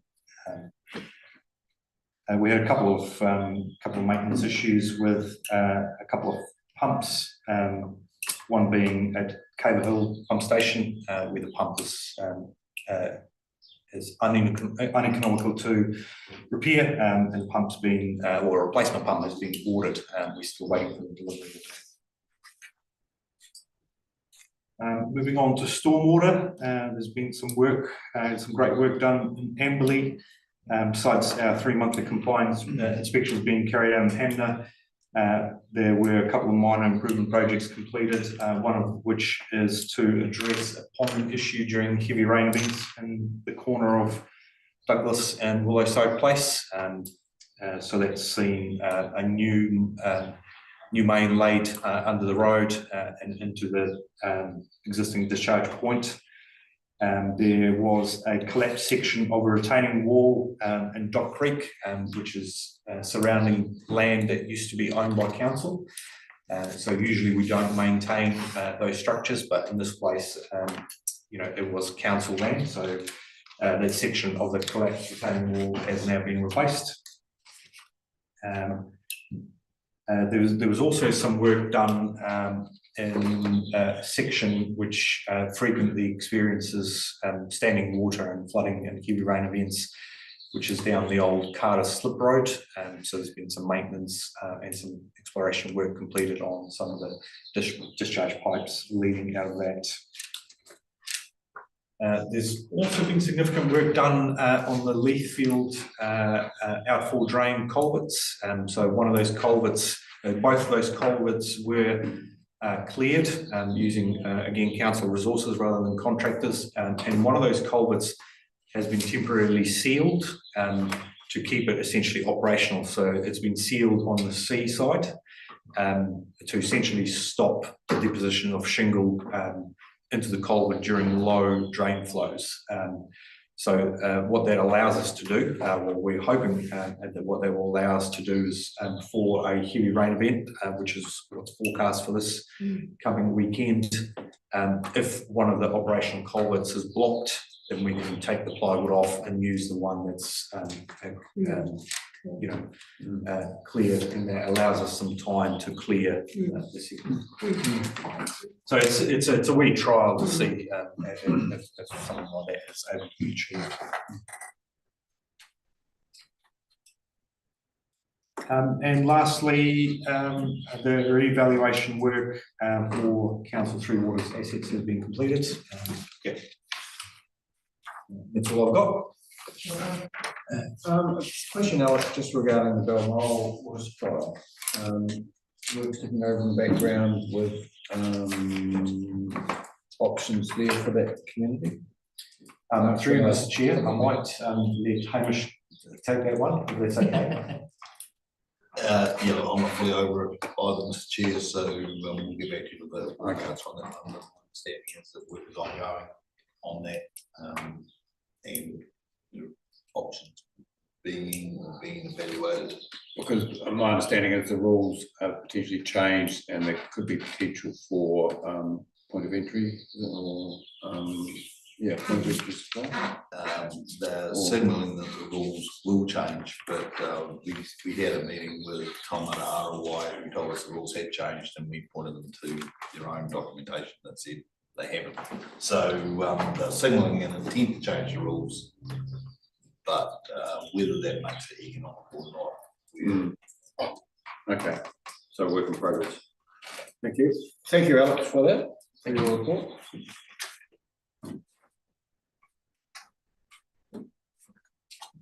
Andrew, welcome.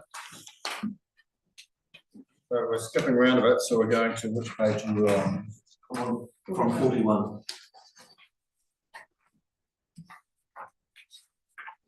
Thank you. Take us through your report. Thanks for rearranging the slide. That's what we appreciate it. So starting with the regulatory space, CSRs have remained pretty static in terms of numbers. Just noted that both of the compliance officers spent a good chunk of time over the last months dealing with the ongoing sort of unauthorised building work type investigations. They tend to be one of the more time consuming things that they work on at the moment. And a lot of those were to do with the tiny house type thing and working through the technicalities of when is it a building and is it not a building, and which pieces of it require a consent and which pieces don't. So that's been a lot of their workload over September. I don't want to spend too much of my presentation talking about dog poo this time, but we did do what we talked about doing last time, which was to get out with a bit of public messaging. We had the animal control officer on the radio to remind people about carrying bags and picking up after their dog. We've had that, the ad that you see on the bottom left of page 42 there running some newspapers. And we also had the animal control officer out and Amberley, the main Amberley Eastern Reserve in at Brook Dawson, just speaking to people about carrying dog poo bags with them. And funnily enough, most of the people that were spoken to were carrying them, because people will know what is the right thing to do. So I think it's probably just, we'll do another round of that over the summer at some point, I think, just because I think that's the only real thing we've got that we can do is just keep pushing that message out there and try and encourage people to do what they already know is the right thing to do.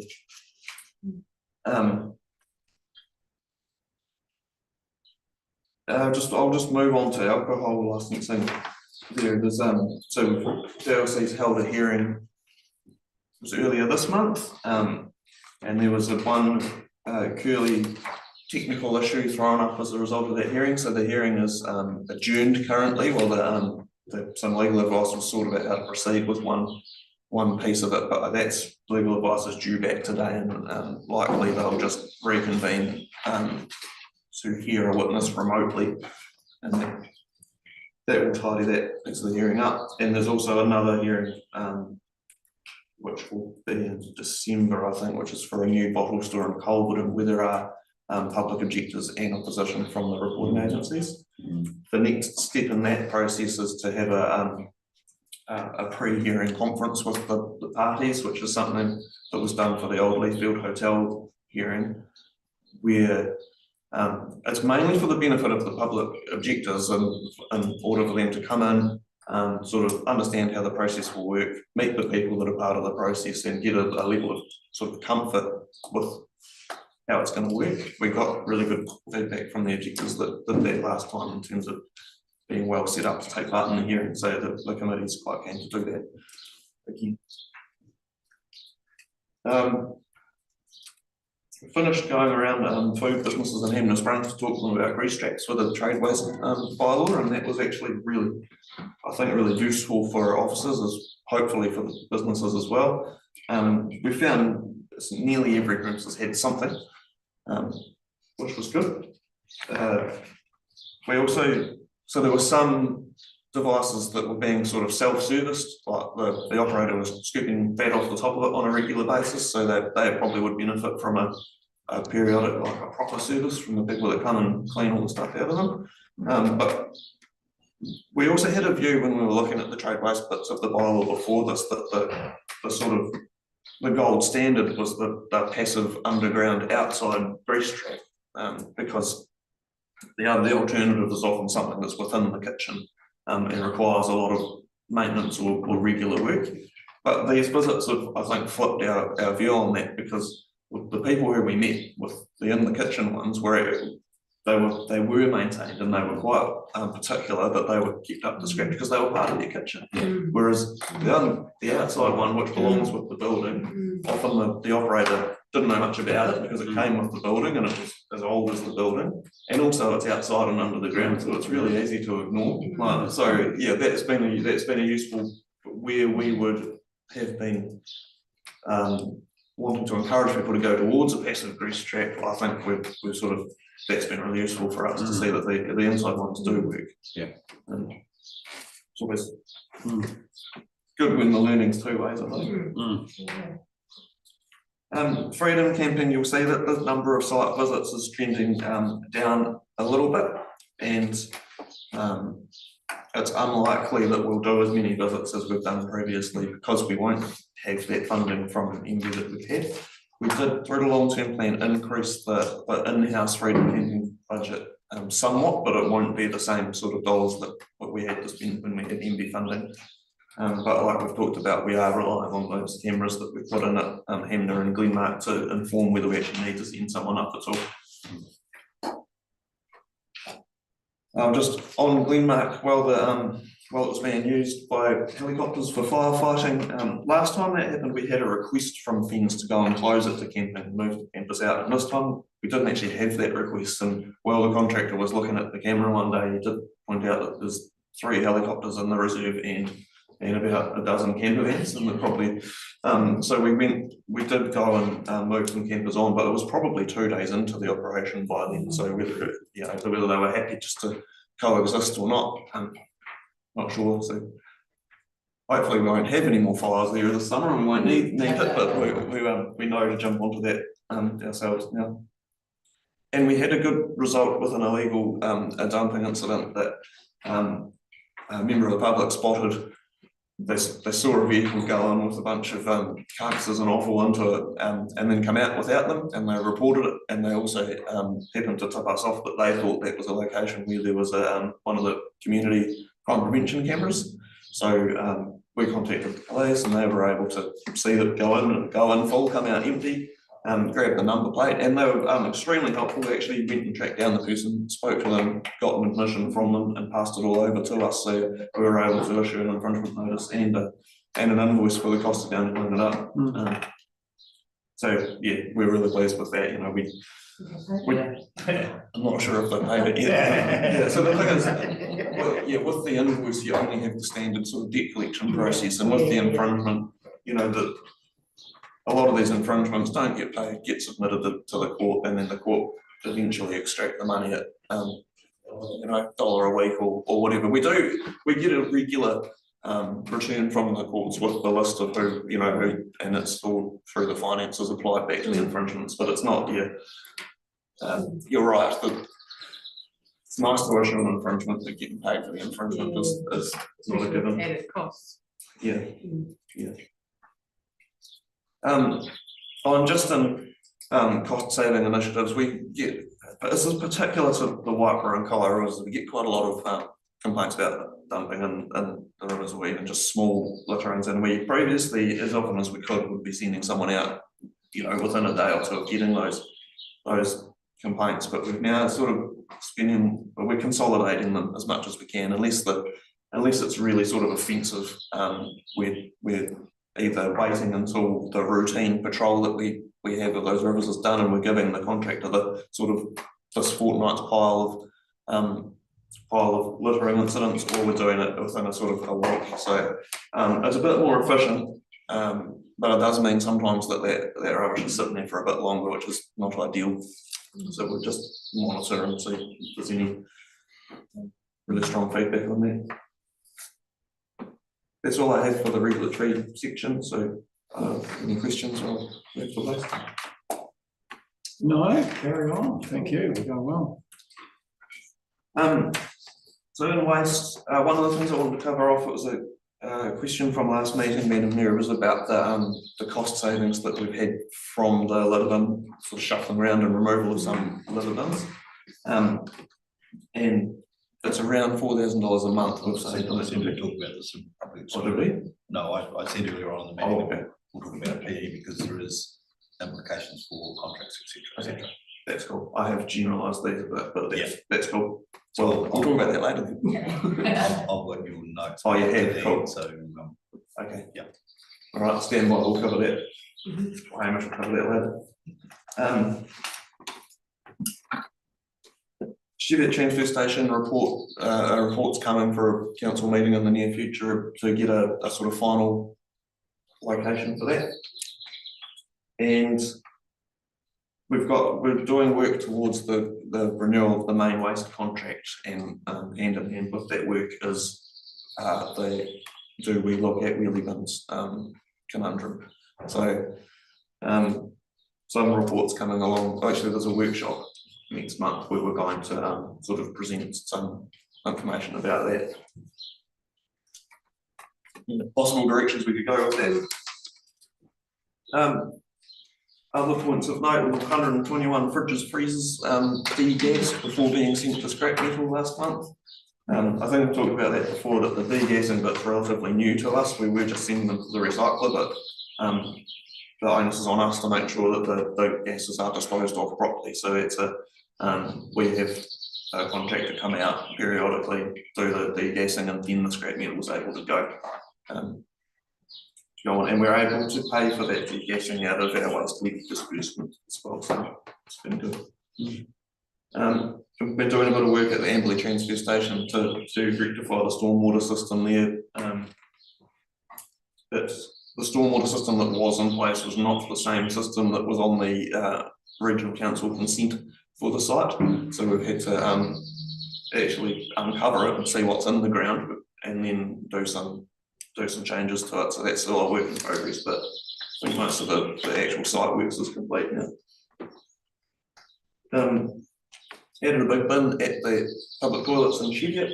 We know that spot's a hot spot, particularly in summer for litter, and just wanted to increase the capacity of those bins so that they don't need to be emptied any more frequently.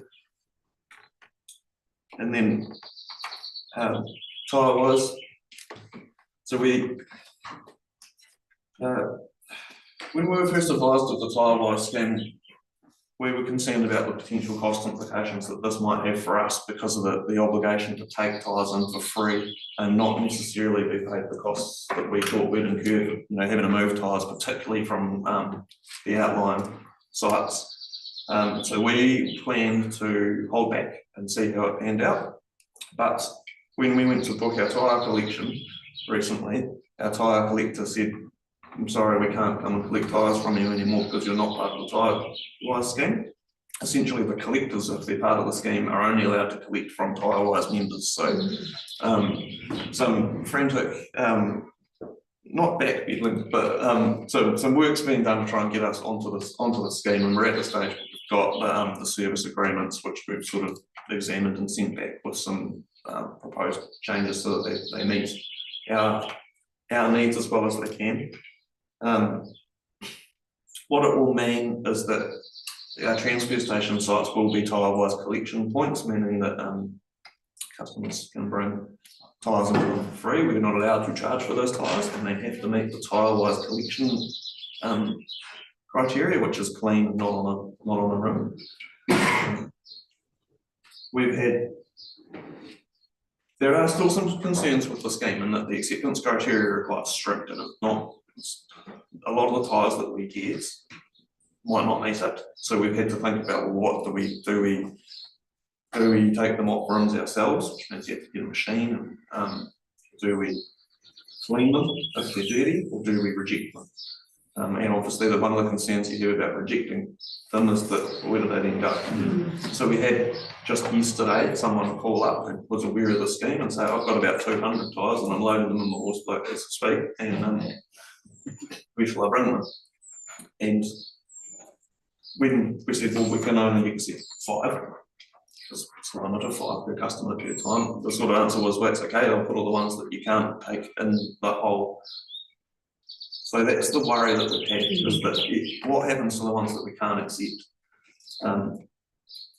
There is a avenue to go directly to Tire-wise if you have, they're calling them a legacy tyre stockpile, but they won't fund collecting them. They will put you in touch with the collector who will invoice the owner of the pile for collecting them. So it's, on the whole, it's probably a good scheme, because I guess a lot of people do have no more than 5 tyres and being able to bring them in for free, and we will collect them, put them in a place which has to meet Tire-wise's criteria for the place that you can put them in. And then when we book, we just book, and an approved Tire-wise collector comes and takes them away. I think at no cost to us, and we can get we get a small amount of money per tyre. Or per 100 kilos of tyres or something like that for the having to collect them. Our worry is it doesn't cover if we have to clean them, if we have to take them off a rim, that kind of thing. So it is new. I think it is overall probably good, but it's in its infancy. So do we know when we'll be able to drop our tyres off at our transfer stations? It's not far away, Mr. Chair. I'd say it would be within the next. By the time I talk to you next, I would expect, unless something unexpected comes up, and we will. There's a bit of marketing stuff that they send with you, so we'll have. We'll probably do an announcement that we're now on the scheme and just get the message out there. Is it only car tyres and truck tyres and tractor tyres? I'm not sure, but there's lots of pivot tyres, 5 of those. Yeah. Would be quite good. Well, I think that's one of our worries, is that tractor tyres are 5 pivot tyres. Yeah. Yeah. Do you know when you buy a new pivot tyre, pay $65 you're paying which means you will be able to bring them.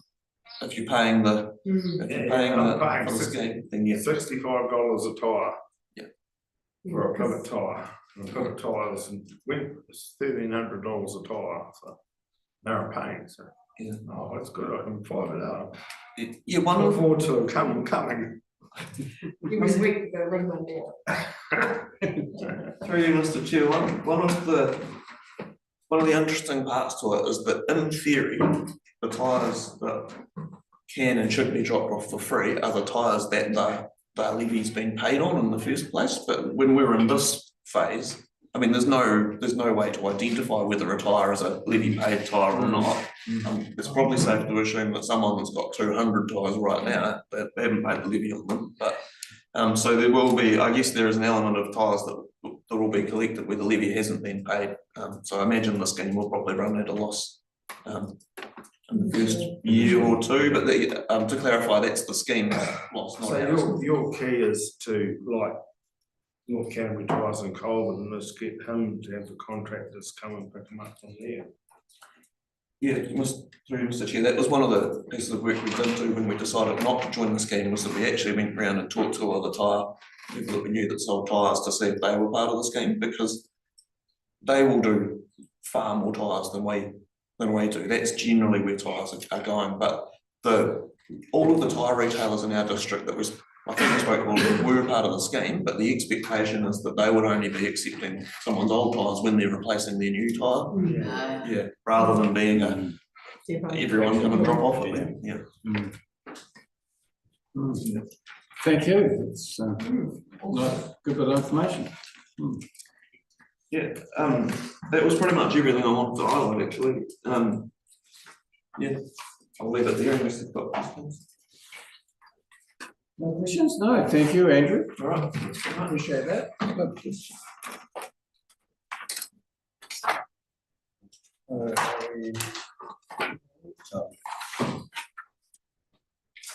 Got a page number?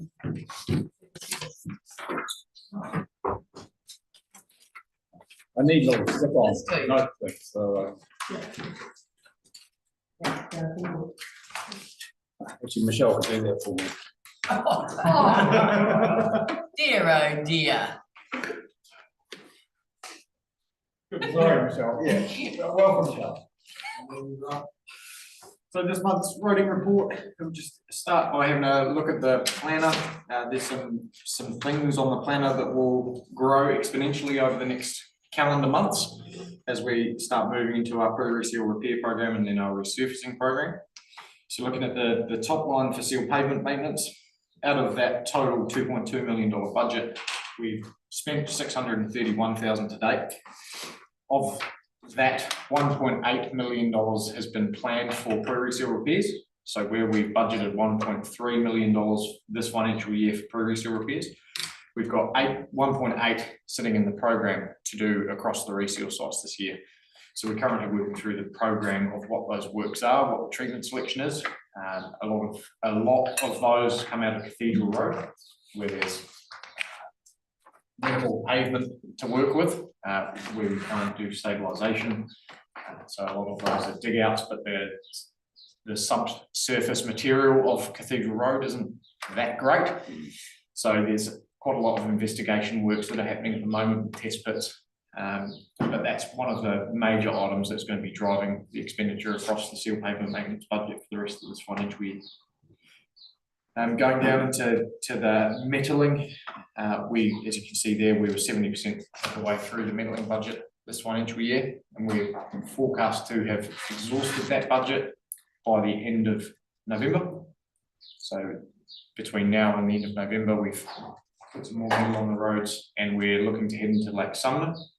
And Lake Sumner, combined with the existing budgets, the outstanding emergency works application to crush and spread material there, and the already won material, we're going to be able to metal the whole of Lake Sumner Road. So through the chair, Charlie, on the metal, you've got new material you're putting on this, no fines, and it wasn't AP40 or AP20, it's bloody massive. And it's not. We're talking about some of Giselles Road, Greens Road, my road.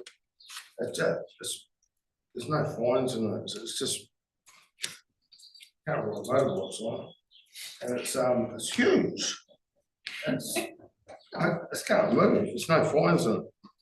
Should have done it in August when I had mud on the silage wagons. So through the G, the material that we've got on a lot of the roads is 32. A lot of that 32 is compliant with the specification, the ARRB specification. I did ask him one contract what he was putting it on for, and he said to save $1 a kilo, but you need to come and have a look at it. It's hot. It's not going to be there. So like the so thick. Like the treatment that was applied to Rampaddock Road, where the weather conditions were probably a little bit better, there was a little bit more moisture. Rampaddock Road is in fantastic condition, and it was the same material. Where we've applied a little bit later on in the season, there probably hasn't been enough moisture right now. So what we're doing is we're increasing the grading frequencies on those roads. We've got Greys, Gardies, Dalzells, a couple more up Harden Way, that we're just going to increase the grading frequencies on for a short time. As soon as we get some moisture in, we'll have the grader back on with the roller, we'll punch it back in. But the whole aim of it was to give the unsealed network more of a base to work with, because a lot of these roads haven't had material for years. And the material that we've selected as a treatment is a slightly bigger stone than normal. For a moment, Mike. Hamish from Butler, right? Walk down the road, it's full. If we were to compare that with the likes of Rampaddock Road, where this treatment has been very effective and provided some really good results. Short-term pain, long-term gain is sort of the angle that trying to go with this one. But Gardy's, Greys, all of the roads locally that get quite a high volume of traffic. No, serious, they're being serious, we changed their safety plan that the guys drive down the side of the road on the grass, don't drive down the middle of it, fall off. Bloody hell, that is so big. So some of the speed, and because people tend to lean towards the centre of an unsealed road, what that does is it pushes all of the material out to the shoulders. So the shoulders actually become the deepest sections of the road to traverse. So hence the increase in grading frequencies. I thought you're just doing it to wind me up. Just through you, Mr. Chair, I guess the weather's just not really playing ball, is it? I mean, I think it's great that we're trying to remediate and acknowledge that there's a lot of areas that haven't had much on them in the last few years, and we just need a bit of rain.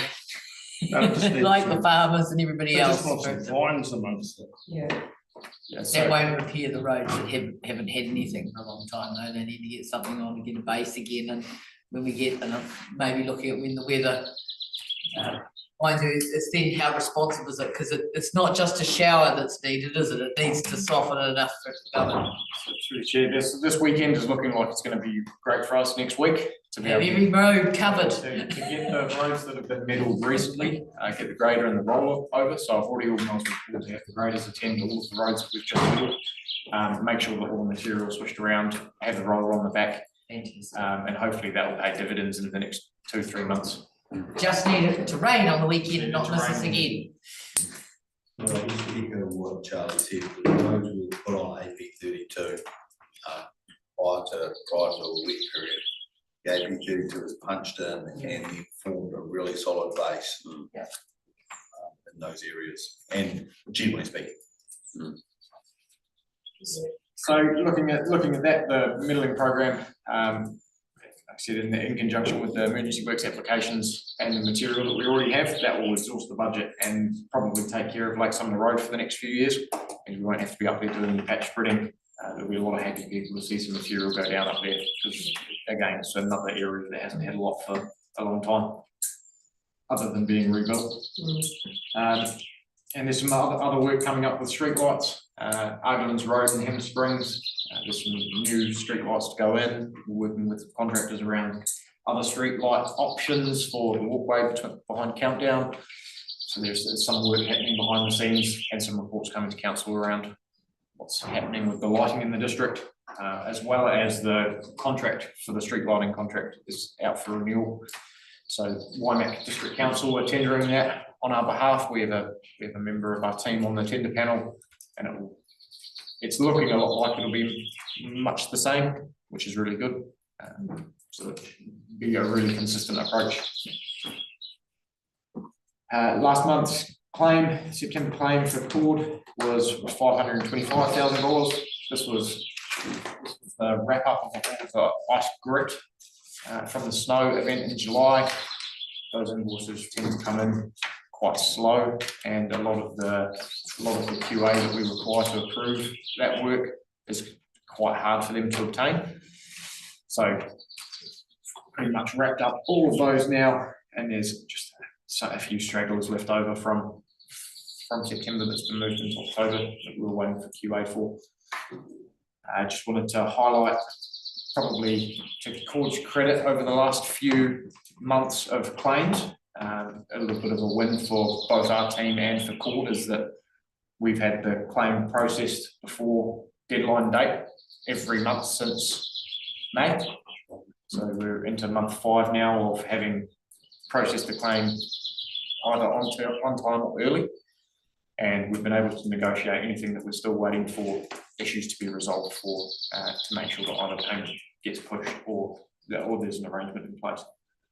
So we're up to a 90 to 95% accuracy on the first pass of the claim, which is really, really good for us. It's a huge win and testament to the team, both here and in court offices, about their data accuracy and what they're bringing to the table and submitting for payment, which is a huge shift from even my first month processing claims here.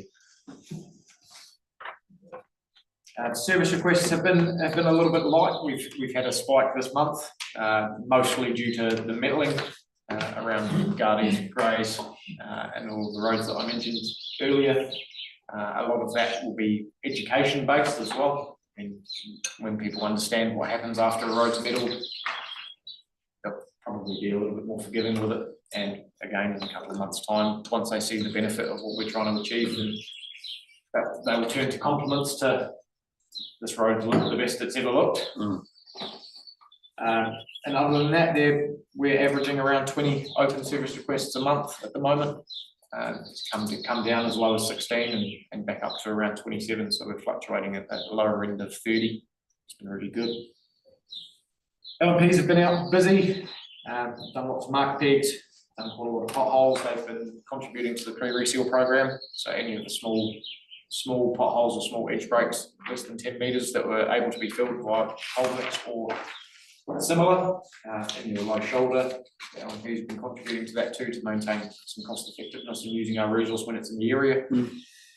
And we've replaced a few signs. We've got a little bit more of a robust program in place for how we replace signs and the approval process that it goes through to make sure we're replacing signs with the right signs, not only the right signs, but if we want them replaced, and whether or not we can save them. So part of a cost saving initiative, whilst hasn't really had any teeth or bones to it yet, we'll be looking at how we can refurbish old signs. We've run one trial and it cost us about a third of the replacement sign. So there is some really good value for money that we can get out of refurbishing some substrates when they're in a condition to be able to do so. So we've now got a process in place where all the old signs that are removed or taken down or found, stockpiled, and then one of our team will review them and see if there's any candidates for refurbishment, and then we can have a stockpile of other signs that we can use rather than having to go out and buy them all the time. So there is some significant value that we'll find in that over the next couple of years, I think. Yeah, just on that note, Charlie, there's just before Mount Lyford Lodge on Inland Road, there were two signs, one each side of the road, big signs, squiggly, which mean winding road for the next 15 kilometres, I think. And they're both big signs. One was taken out by must have been a heavy vehicle because it dragged along the road for half a K and ended up on the side of the road. So a situation like that, it possibly doesn't need two big signs. Is there a policy regarding that, or that you have to conform with, or? So Mr. Chair, a lot of the signs throughout the Inland Road were replaced as part of the next days. Yeah. So where we don't have to replace like for like, Hawkins Road and Cheviott's another one. It used to be a state highway, so there is some signs that used to fit the specification for now no longer meet the criteria for. So where we can replace with either something different or something more cost effective, or not at all, we'll absolutely explore that. Okay. Because it's a matter of, do you need two big ones? One's enough. But no, all good. Oh, Vince? Well, just on the gravelling, I just see that in our temporary road closures meetings afternoon, there's quite a few roads within that rally. Shingle we lose. So I could just answer a few questions from my head. Chair, some of those roads will have material swept off to the side, some of them won't. At the moment, I think we're looking at Woods Road being one of them, because that was just brought up to a really nice standard, and then an application came in for a rally to go across it. So some of those roads will have the material stockpiled in the shoulders and then recovered after the event, and all of those costs will be borne by the applicant.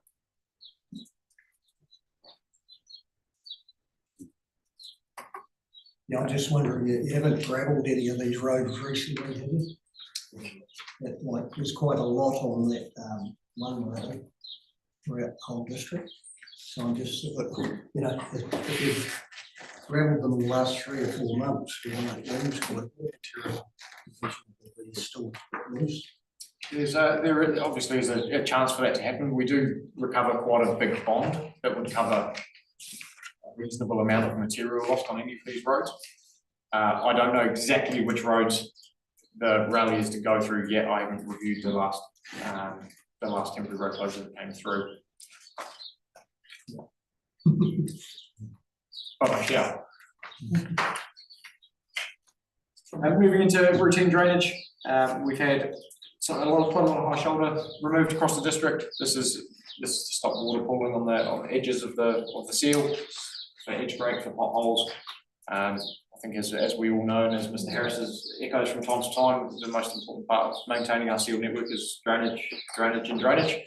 So we've done quite a lot of high shoulder this season, and we're going to look to do a little bit more proactive next season, and the inclusion of some up Inland Kaikoura Road, about 7 kilometres up Inland Kaikoura Road as well, with the hope that that will extend that life of the pavement that will require a rehab in the not too distant future. So hopefully we'll be able to get a couple more years out of that by taking all the water off the road. Just on the Lever Road, there's a couple of bad spots where the road's heaving. And there was signage, but sort of now it's just got fallen over and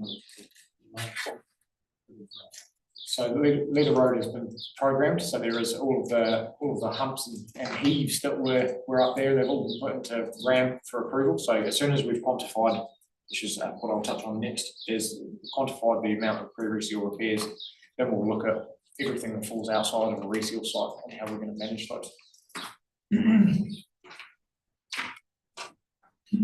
So the seal pavement maintenance section. So for the first time this year, we were on track to have all of the markups done jointly between council and the contractor for mid-October. So we have achieved that. Every single road that was on the reseal list has been marked up, programmed, designed for the chip seal, and all of those have been received and they're being reviewed at the moment. So we've got a total quantum of work. That total quantum of work for pre-reseal repairs is about $1.8 million. About 500,000 of that is Cathedral Road, give or take. A lot of that is because there is unknowns on Cathedral Road. There is different pavement structure, there is different depths of pavement, there is some of the sections of road where the subsurface material is great, there is some that is not. So we're carrying out some test bits at the moment just to determine the final methodology for the treatment switch up there, which will reduce some of those costs anyway, because I think every repair that is programmed for Cathedral Road is scheduled for a 450 mil dig out, which is the most expensive dig out that we can do, just to rebuild the pavement structure in those dig outs. Some of them may only need to go down to 150, which if that is the case, we can reclaim about $150,000 worth of pre-reseal repairs on that road. We just want to make sure that we nail the methodology and the treatment rather than do it and go back. So with that, we've started our stabilisations with George's Road, Mount Brown, Elizabeth Square down in Leithfield Beach. We've gotten some tree roots and we had some sections have their first coats already, which has been a really good start to the season. So we're just going to finish understanding the remainder of the work and how it's going to program, and then we can look at everywhere else that's either in next year's reseal sites or in the upcoming reseal sites or rehabilitation sites that we can look to do something with, like the sections on Leader Road that need to be addressed. There's also a couple of sections on Inland Road that fall out of a reseal site that probably need to have something done. But at this stage, it's looking like the budget will be very close to the line. And as usual, we could always have more money spent on seal pavement maintenance. Moving into unsealed pavement maintenance, I've had quite a lot of drives over the last month around the network, especially around our unsealed network. And my humble opinion is that our unsealed network is actually looking really good. We've put a lot of effort into our unsealed network over the last 6 months. We've metalled this time. You know, we've probably done more metalling to this date than we've ever done in a season to date. I think we're sitting around almost 20,000 cube on the road already, which is, well, what are we up to? 15,000 at the end of September, plus the extra that we've done this month. So we're probably over 20,000 at the moment. There's quite a lot of material down on the actual roads where they need to be, and a lot of the historic stockpiles that have been kicking around or haven't been used, we've been able to make use of. Stuff that's come out of the Hurunui River, it's gone up to Glendhu on a couple of those bad sections through Glendhu. So we're really targeting the worst offending sections of road, and the desire for metal on particular roads has been driven by the desire for the metal on those particular roads, not where we're crushing, not where we're stockpiling, so. Outage involved in getting the material to the right roads. And into some drainage renewals, we replaced a few reasonable sized culverts. It's not on here, but Paha Downs Road was one. That was a 900 mm concrete culvert that was replaced up there. That was a really tidy job. I didn't have any photos at the time that this report was produced, but there's a couple on Hovens Road as well. So again, we're just trying to reinforce drainage being the most important part of maintaining our network, which is challenging given the budget constraints for culvert replacements this year. But we're making do with what we've got and trying to isolate the worst offending sections to replace. Damage and vandalism, there isn't a lot to report on damage and vandalism. There was not a lot of dispatches loaded in the system that were attributed to vandalism, whereas in October there will be a few more. There's quite a few road signs knocked down over the weekend just gone. So I have those figures for you in the next iteration of this report. And then into corridor management, it's been pretty steady. There's been no major ups, downs, or shifts really. It's pretty consistent numbers. We average about the same approved applications, about the same declined or on hold. But we have had an increase in temporary road closures. So that is largely driven by trying to conserve funds on temporary traffic management. So as you may or may not be aware, we're required now by NZTA to report traffic management figures to NZTA every quarter. This is how much we've spent on traffic management, how many inactive or redundant temporary traffic management sites there are, so where signs are still up and happening, or signs have been left in place, or cones have been left in place.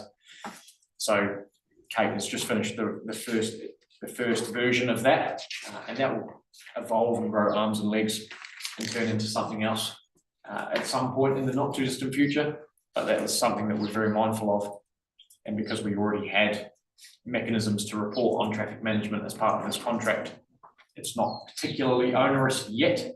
The only onerous bit is actually being out in the field and capturing those redundant or inactive sites. So it'd be interesting to see where that goes, especially for big contractors that have lots of TM. Going into looking ahead towards this month, Elizabeth Square, Leithfield, that started at the end of last month and finished this month. Those dig outs look really good down there. Mount Brown and Georges Road, the works that have just been done and transitioned around the corner onto Maskills now. Appreciate Maskills was a hot topic of conversation earlier today, but the stabilisation that's happening up there is probably very timely.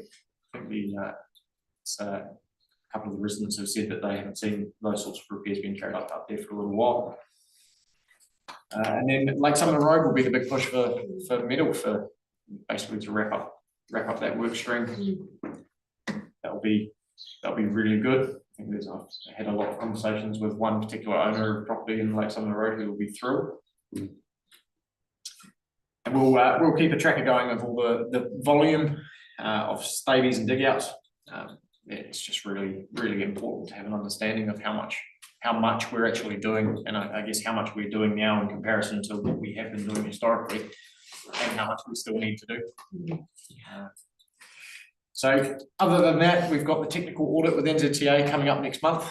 That's like the last of the big regulatory audits for us from NZTA. That will be us sitting down, looking at how we've spent the money, going out on a network drive over, have a guest roading manager from another TA come over and join us, advice or whatever, and then look at all the things that they're happy with and all the things that they're not happy with. So we're very prepared for that. And the last thing on my list was Maskills Road and how that will either affect or not affect what we're doing and what we plan to be doing this year and next.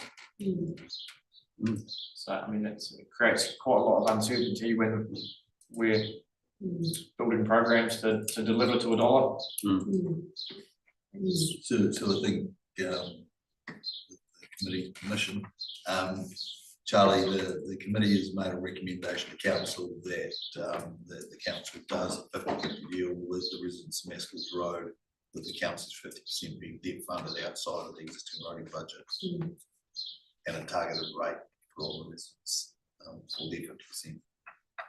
So the recommendation of this committee doesn't impact on your existing roading budget. It's pleasing to hear. Yeah.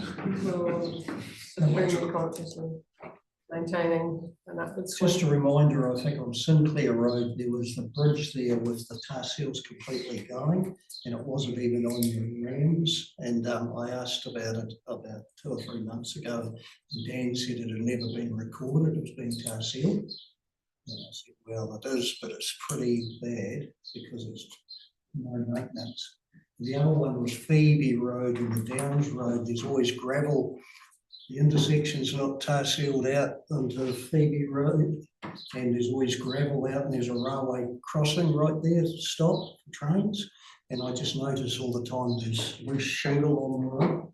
There doesn't seem to be any gravel, just, you know, how you tar seal out on the T intersection. I just notice as a safety issue, there's quite a lot of loose shingle all the time. You know, with the railway crossing ahead. So through the chair, the Sinclair Road Bridge approaches, I had the line maintenance patrol go out and repair some potholes that were in that section. From memory, I didn't think that the traction seal on either side of the bridge looked too bad from memory, but I'll have to double check. It's part of it's missing. I'll go back now. Thank you, Charlie. I've just got a couple of things. The River Road bridge over Dock Creek. I see in the budget, we've only got 243,000 in the bridge and structures replacement for this year. Is that not in this year's budget? Next year. Next year, okay. And then the gallons, 26, 27. Okay. And next thing, just a compliment really. I've put in a CSR probably 3 years ago for a swale to be cleaned out when we had heavy rains. It's flooding over the road, and house was in the firing line, and it got cleaned out. It's inland road. Yeah. 2 months ago, and so everybody's happy, and we haven't had rain since. You know, it's like it was. People panic, they get the rain and the house. It's great to see that it's got picked up. It's been in the system, and it's obviously got picked up, and it hasn't been forgotten. Chair, the mechanism that we use in the program work. I mean, I appreciate that everyone wants something done and they want it done yesterday. Yeah. What we've managed to do is we've managed to work in a way where we can pull out all of the historic jobs that we've agreed as officers still need to be done, and then look to program them where we can and as budget and resource allows. So a lot of those little odd jobs that could be perceived to be forgotten about generally aren't, but they're just making their way through the system. And when we've got other works happening in the area, we look at the wider picture and try and catch all in the area, so that we're not going back more than once. Yeah. So to pass on the appreciation that it's great to see that the system has worked for not that old of a CSO. So thank you. So thanks, Charlie. Doing a great job. Keep up the good work. And no more questions? We do all your questions. My question, I said, riding my motorbike bike around the network checking, as I said that, it's all good. Drainage is done. I think Full of big stones. I'm looking forward to when I make some of the road out to make riding for a bit more challenging. But I think the learnings from me is that it's nothing new to you. We've had a dry spring, a dry winter, so you get shit done when it's dry. So it's manipulating your workflow to do it when it's dry, and don't try and do stuff when it's raining. You better to not employ the contractors and leave them staying at home, and then double up when it's dry. Just common sense, but that's working well. I'm looking forward to this gravel. Yeah, thanks, Dave. Oh, thank you, Charlie, again. Thank you. Yeah.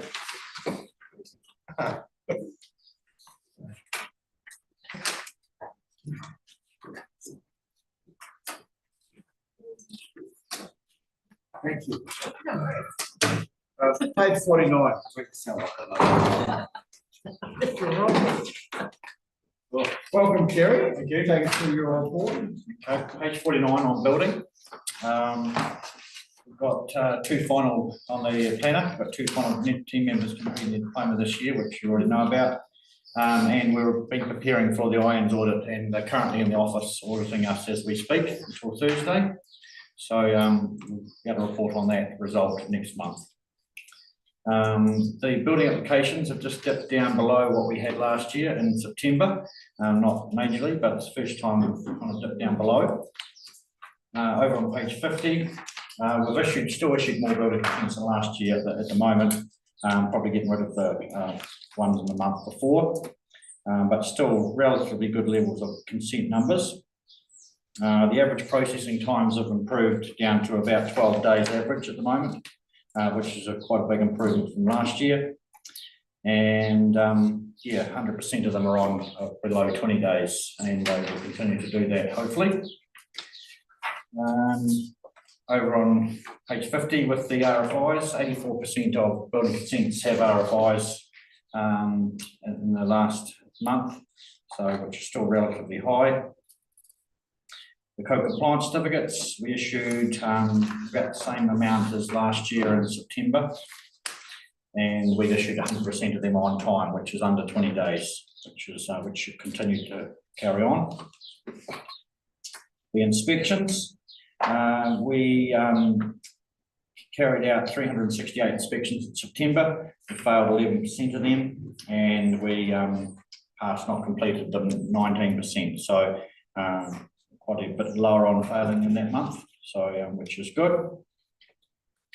The value of building work has dipped down below last year, the same month, but not dramatically, but following the same sort of trend. Notice the fixes, we've issued 6 in September for those things down there, garages, sheds, quite a few tiny homes, wood burners and the veranda. So for some reason, tiny homes seem to be the flavour of the last month, one particular area. And certificates of acceptance on page 52 are still coming in from that illegal building work and from those notice to fixes for things like wood burners and drainage work. And a couple of nice wee photos of some of the rural sites our building inspectors go to, which quite a good job really, isn't it? Those views. Yeah, so that's the building report, if anyone has any questions. No, continue. Yeah. Over on property on page 53 on the planner.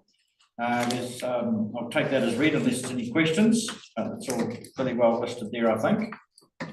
And moving on to page 54, it continues on with all the projects we're working on.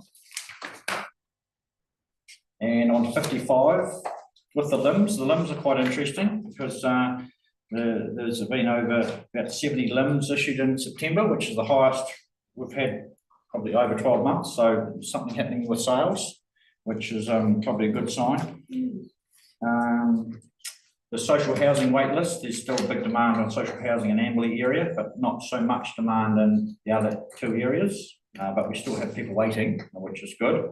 But we could do with some more units in Amberley, that's for sure. 35 people waiting.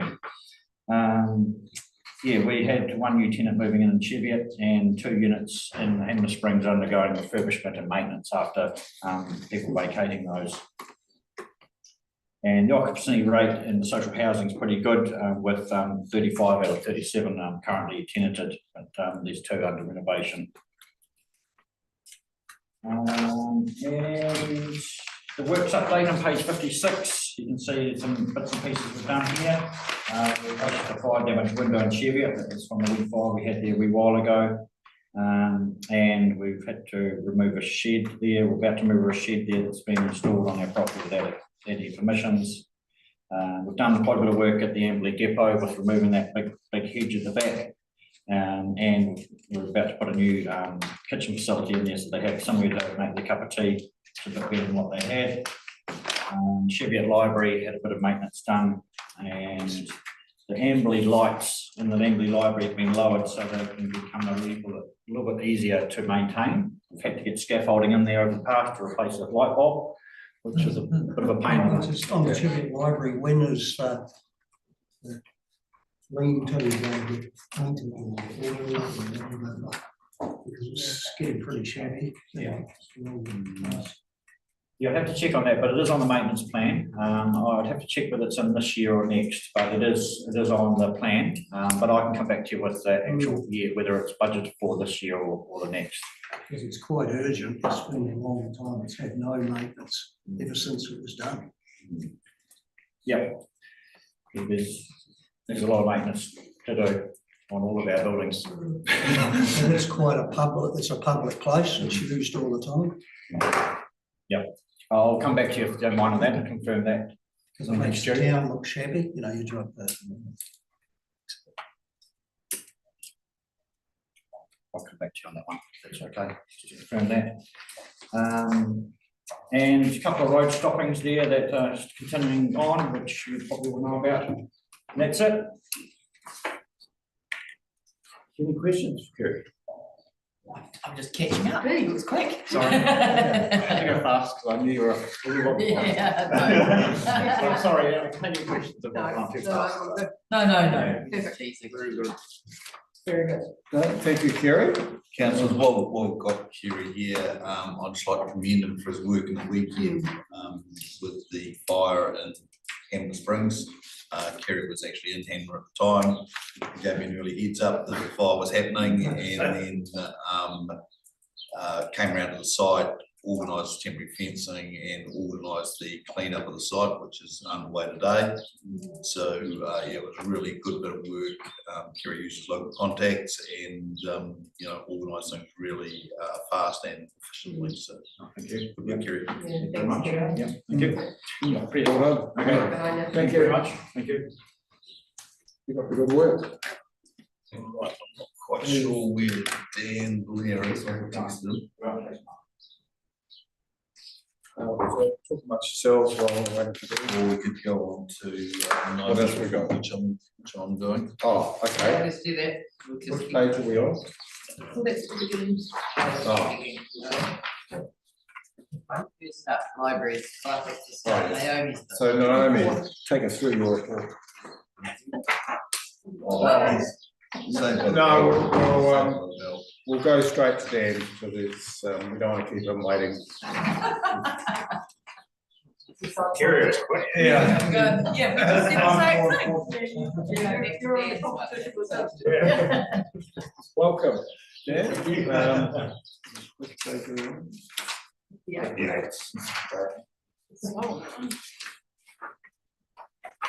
Right, so yeah, page 58, so the minister's report for last month. I won't bother going through the planner, all the details in the next few pages, but any questions on that, feel free to ask as we go through. So page 59, just an overview of the routine and reactive maintenance which has been undertaken over the past month.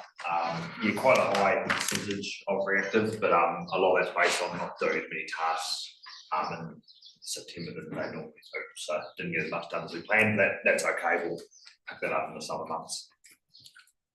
On to page 60.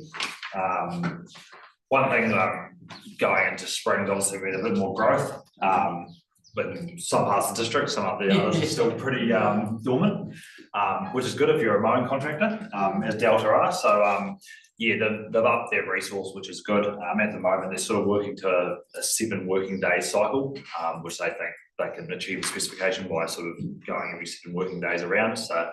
So far so good, but yeah, with a few sites we did fail where they didn't meet the specs. So once again, yeah, there is varying levels of growth throughout the district. I've had a few people commenting on the mowing in Cheviot. And I noticed one where the op shop, the grass is, it's on the verge. Yep. I don't know who the property owner is, but it's sort of, it's getting like a hay paddock. it depends where it is, like, it could just be you're talking about the property owner's firm or the council maintained one. Wonder how, there's been a problem before, you know, you get an absentee owner or something happens and it just doesn't get any care and attention, and then you end up with a hay, section of hay in your town. And how do you deal with it, really? 'Cause a few years ago, I actually went and mowed one day. Well, it's a good question, I suppose. I guess it's the ratepayers, you know, are paying to do it. Potentially a friendly neighbour, or councillor in some cases. Yeah, I think it's probably a problem I just noticed it. countrywide. Are we talking about section that's? No, we're talking about the verge. Yeah, so I guess if it gets down to it, Fend will come to us and say, you're the property owner, you gotta mow it. Look for fire risk. Yep. Yeah, I just know that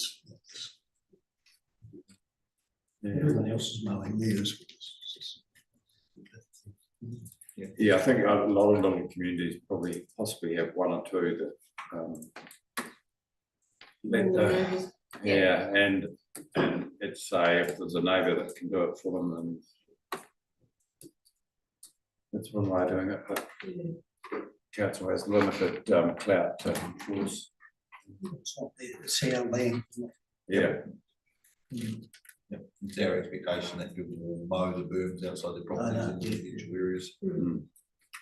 But we're seeing some interesting pushback on that in the North Island currently. No, I just thought I'd just raise it. But I think it's, you know, I mean, it's become more obvious in an urban issue, but there's actually so many of our rural ratepayers actually mow their front road frontages as well, you know, and they do it to protect their property from fire risk potentially, you know, particularly with the season that we might get again, you know, so I mean, I think it's a good message that it is about, you know, taking pride in it, and I see that coming down when I come to Emily, the amount of rural roadsides that are immaculate. It's great. This is urban. Killing the diversity on our roadsides, on mowing it. exactly. Well, they're big boulders. No, it's the diversity of plants, because we're turning them into European grasses and killing the diversity. We're meant to leave them in September. Okay, thank you. We'll carry on there. Yeah, the public toilets, so the audit results for grass and toilets. Yeah, the audit results there are really good, and the cleaning contractor's doing a great job. Obviously, we're moving into a busier time of year, we're out and about, so hopefully they keep those services up coming to the summer, but like I said, yeah, none that needed attention, which is great to see. On to page 61. If you're in the Sexton game, she's a pretty quiet month with only one burial and one ashes, which is I'll take as a very good thing, which is yeah, pleasing to see. We got in the cost saving initiatives. I thought I'd just highlight one, which is the top one, is the level indicator at the Hurunui River toilets. So historically, all our septic tanks which have to be emptied, it's sort of been done on a cyclic nature, which obviously it's adjusted throughout the year, obviously because summer's more busier than winter. But what we've done here is got a sensor in there, tells us when it reaches a certain level, so then we can get the septic tank contractor to go up and clean it. But further to that, we've been discussing with another company who does these units, and we're looking at putting them on all the septic tanks, which will then give us a real life, open up a map, and you can see what percentage each one are. And by doing that, we should be able to incorporate, you know, run them as high as we can, and then obviously have to clean it, not empty it less, which will obviously save us a lot of money, because at the moment we pay every time it's empty. So yeah, we're using some of the smart tech. Yeah, we should be able to get some really good cost savings. So like I said, this is just the start, but like I said, yeah, we should be able to save quite a bit of money, which would be great. So Somewhere where it can't get stolen. Yeah.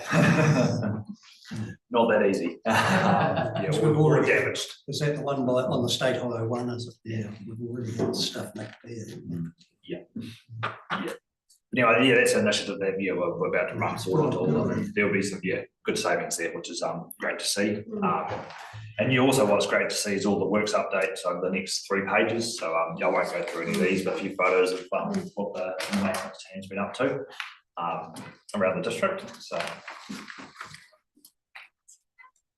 So, any questions? If not, I can move on to the program.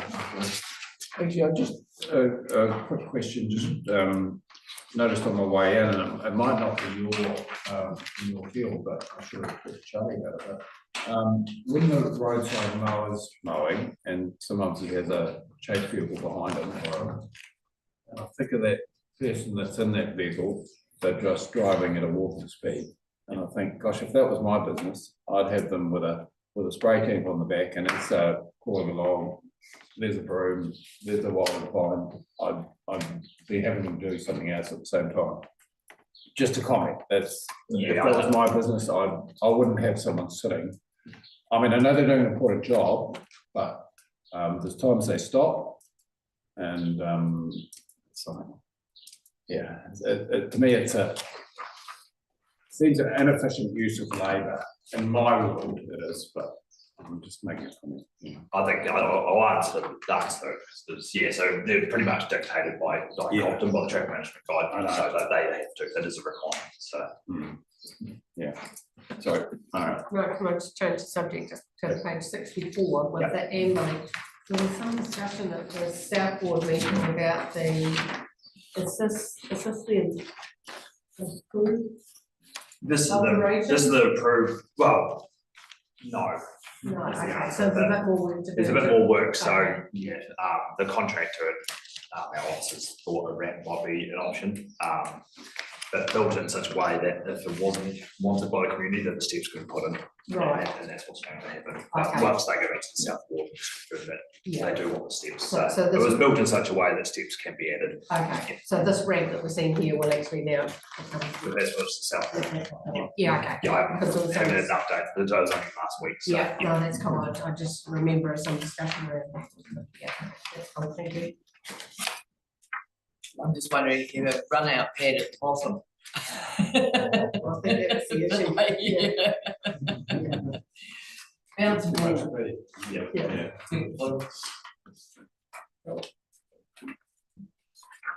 I thought we'd all move on to the capital program on page 65. Actually, just regarding the speed bump on page 62, going into the Amberley Reserve.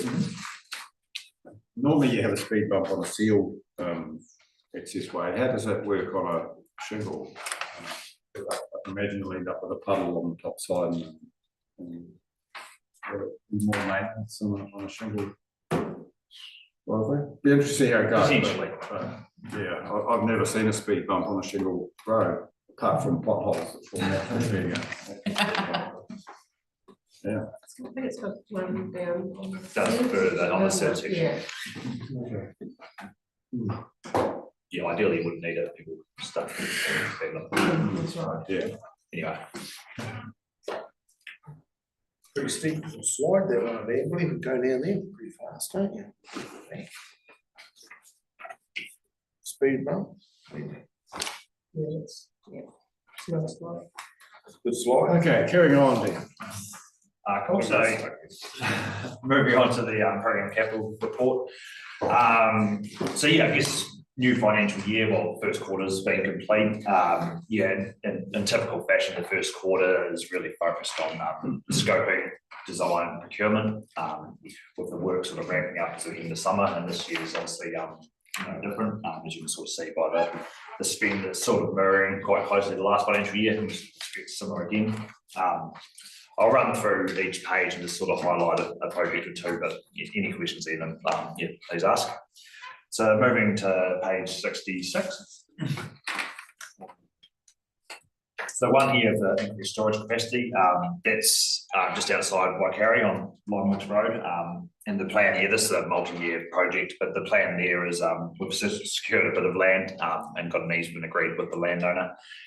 in place, and what we're doing there is building a new pump station. So we're gonna do that this financial year and then build a new reservoir next financial year. So for this year's works, we've finished doing the drill shots across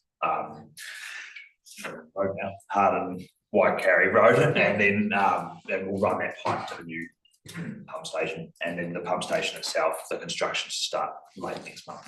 So that crossed Harden Waikari Road and then Longwood Road. yeah, down by Old Wicker. Yeah. So yeah, those works are starting to move on. Yeah, on Bunnings. Like having been able to Yeah. it's on the corner of Yeah. Line Works. Yeah. Yep. So yeah, those works are starting to progress well, which is really pleasing to see. Any other questions on all ones on 66? There's quite a few there, so.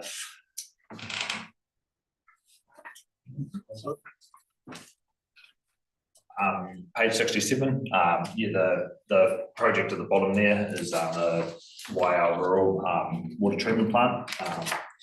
So that foundation there, you can see that's all been poured now, so you got concrete up to that, well, above the rebar level. So the reason we've done that is to put reservoirs on top, and they have to be above the 1-200 flood event.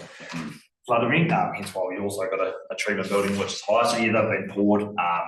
We're letting it cure for about a couple of weeks at the moment. It's just sitting there. So later on, probably end of this month, we'll go through backfill it, install the reservoirs on top, and then that plant's finished. And then we can go through the commissioning process after that, which we are pleased to see. So great to get another one ticked off.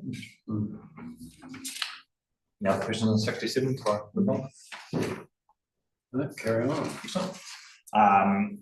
Page 68, yeah, we've got a couple of stormwater projects which have, so we've got the hill runoff cutoff to Eastern Drain, which is up on the hill up here in Amberley. So what we're doing there is just running a channel through to Osborne Road, which connects into works we did last year. So those works commenced last week, which is pleasing. And we've also got works in Hamner Springs at Conoco Hill Road. So at the intersection of Conoco Hill and Denby, we've got stormwater improvements there. There's a lot of property owners sort of below Denby who take a lot of runoff. So at the moment, the sump, which is there, doesn't really have the capacity to take that water. So we're doing improvements there by putting a dump or some bigger pipe back to Conoco Hill. So that should make a big difference for those people on those lower properties. So those works are starting next week on Tuesday. Any other questions about page 68? Oh, just on the contamination testing for lead paint under floor asbestos has been completed. How did that come back? They come back as positive for lead paint. Now we're going through and working out what level that is. So we're just going to get the samples we took, we're just going to get another round of testing to tell us what that means. And then we can go from there. So we've got a provisional cost for the contractor to remove all that stuff, what they think it would cost. And then once we find out what level that is, we'll get information and chuck it back to council as a report. And on the asbestos, we already had a very complete asbestos report as part of the due diligence process, but for some areas of the building that hadn't been investigated, so we've gone into those areas and had those investigated as well. So just to complete round out that report, and we've got a cost for removal. So the other bit of the question is the top one about the tenders for. When you get a high level estimate, will you let us sort of know roughly what you think? Would be part of the council report, yeah. So we'll come back as a council report. So we've engaged a contractor to provide us a price. So we'll pay them for that advice, so they can still bid the works. Like I would imagine it's going to be above what the market will come back in, but it'll give us a good indication. So So it's good news. And moving on to page 69. If you're wondering what this photo here is, it's the new screen for the Amberley wastewater treatment plant. I don't know if anyone's been down there and seen the screen there at the moment. It's badly needs an upgrade. So we're just going through the process. The installations will start next week or the week after. So we just need to extend the buildings. There's a shelter over at the moment, so we need to take that down, build a new one, and then start installing this. It's a wheelie bin go with it. It's a Yeah, wheelie bin go. there'll be no more wheelie bins. So yeah, the byproduct of this is a lot different to what there's at the moment, but yeah, Expensive wheelie bin. it's an expensive wheelie bin, exactly. You're not something I want to spend too much time, but yeah, it's got to be done, so. And the remainder of the report will ones and grey are just some of the projects which have been completed. And further to that, there's also the appendix where projects have been highlighted, where they're being completed. There's not a lot of commentary given unless they're over more under budget. But yeah, welcome any questions for the capital report. Okay, no questions, so thank you. Comment, really, it's good to see the ticks, you know, it's good Yeah. to see, and as we get through the year, that we Yeah, keep ticks, you know, which is pretty cool. yeah, it's one of those ones that a lot of it ramps up and a number of those ones are also year long, so they won't get done from June, so Yeah. expect as the year goes on, it'll increase. And really ramp up in May, June, so. Thank you. Thanks, Ben.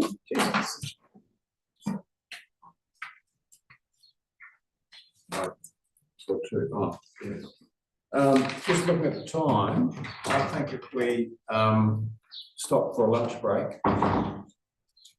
And then we'll go to. Yeah. Because then we need to open the And then adjourn. adjourn it, Yeah. and then we'll come back to this. Mr. Chair, there's only the customer service Yeah. section and the actions to do. And the PE. And the PE discussion, yep. That won't take more than 10 minutes. I wouldn't think so, I mean. No, Just do Well, are you happy to, yeah, We let's can push on. open. Yeah, and then we can have lunch. And then have lunch. Yeah, okay. At 1:30 No, or that's- something. yeah. Yeah, no problem. Yeah. Friday this So what afternoon. have we got after lunch? No, it's temporary road closure, so I've got Vince and Ross. and- That's right, I thought you said open up after. okay, so, sorry, So we're on page 24, Mr. Chair, customer service. thank you. Page 20. Thank you, Naomi. Thank you, Mr. Chair. Ask you today. I didn't write this report, I read it, it seems relatively self-explanatory to me, but I don't have anything to highlight, so I'm just happy to take any questions that pass them on. So you're not going through page by page? No. Are there any questions forthcoming?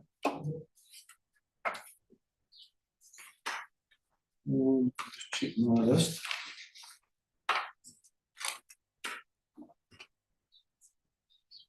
Can I make a comment? You can. Just on the last page, on page 28, when we celebrated the 100 years of Plunket in the Hiranui district. It was a really successful morning tea. I don't know how many people would have been there, maybe about 80. Didn't really know who was going to turn up, but people came back from, you know, all live in our district to be part of that. It was just a morning tea and then people went out for lunch or whatever. But it's good to go to celebrate. But when I did the history before, but actually Plunket started in Waikari and it was first delivered out of the council chambers in Waikari.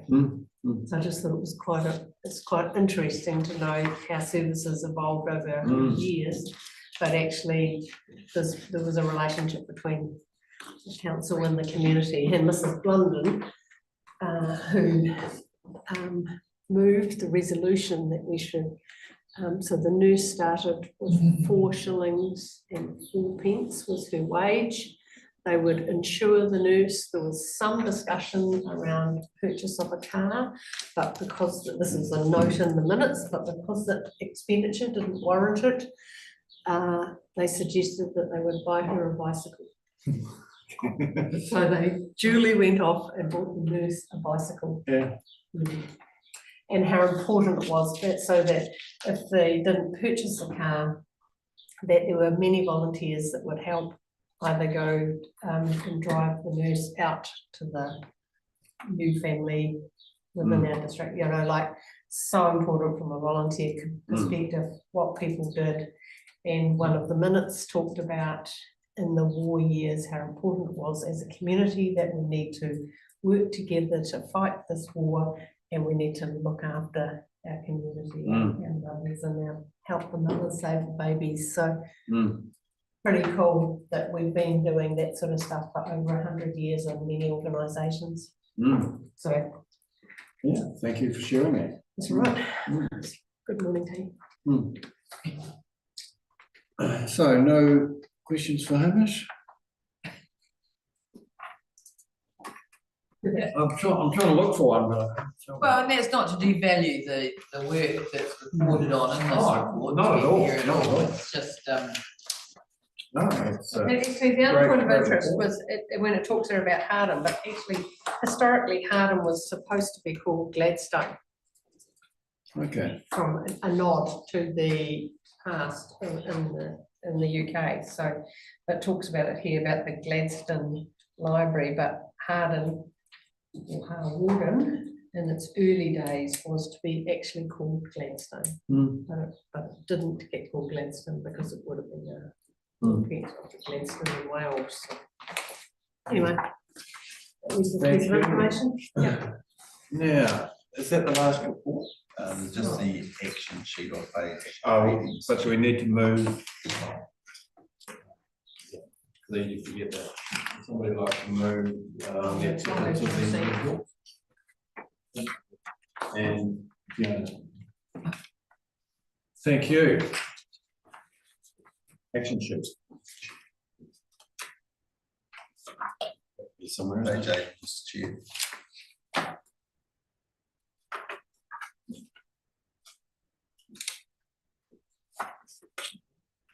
Okay. So that's the first action, Mr. Chair. The report was presented today and you made a recommendation to the council, so.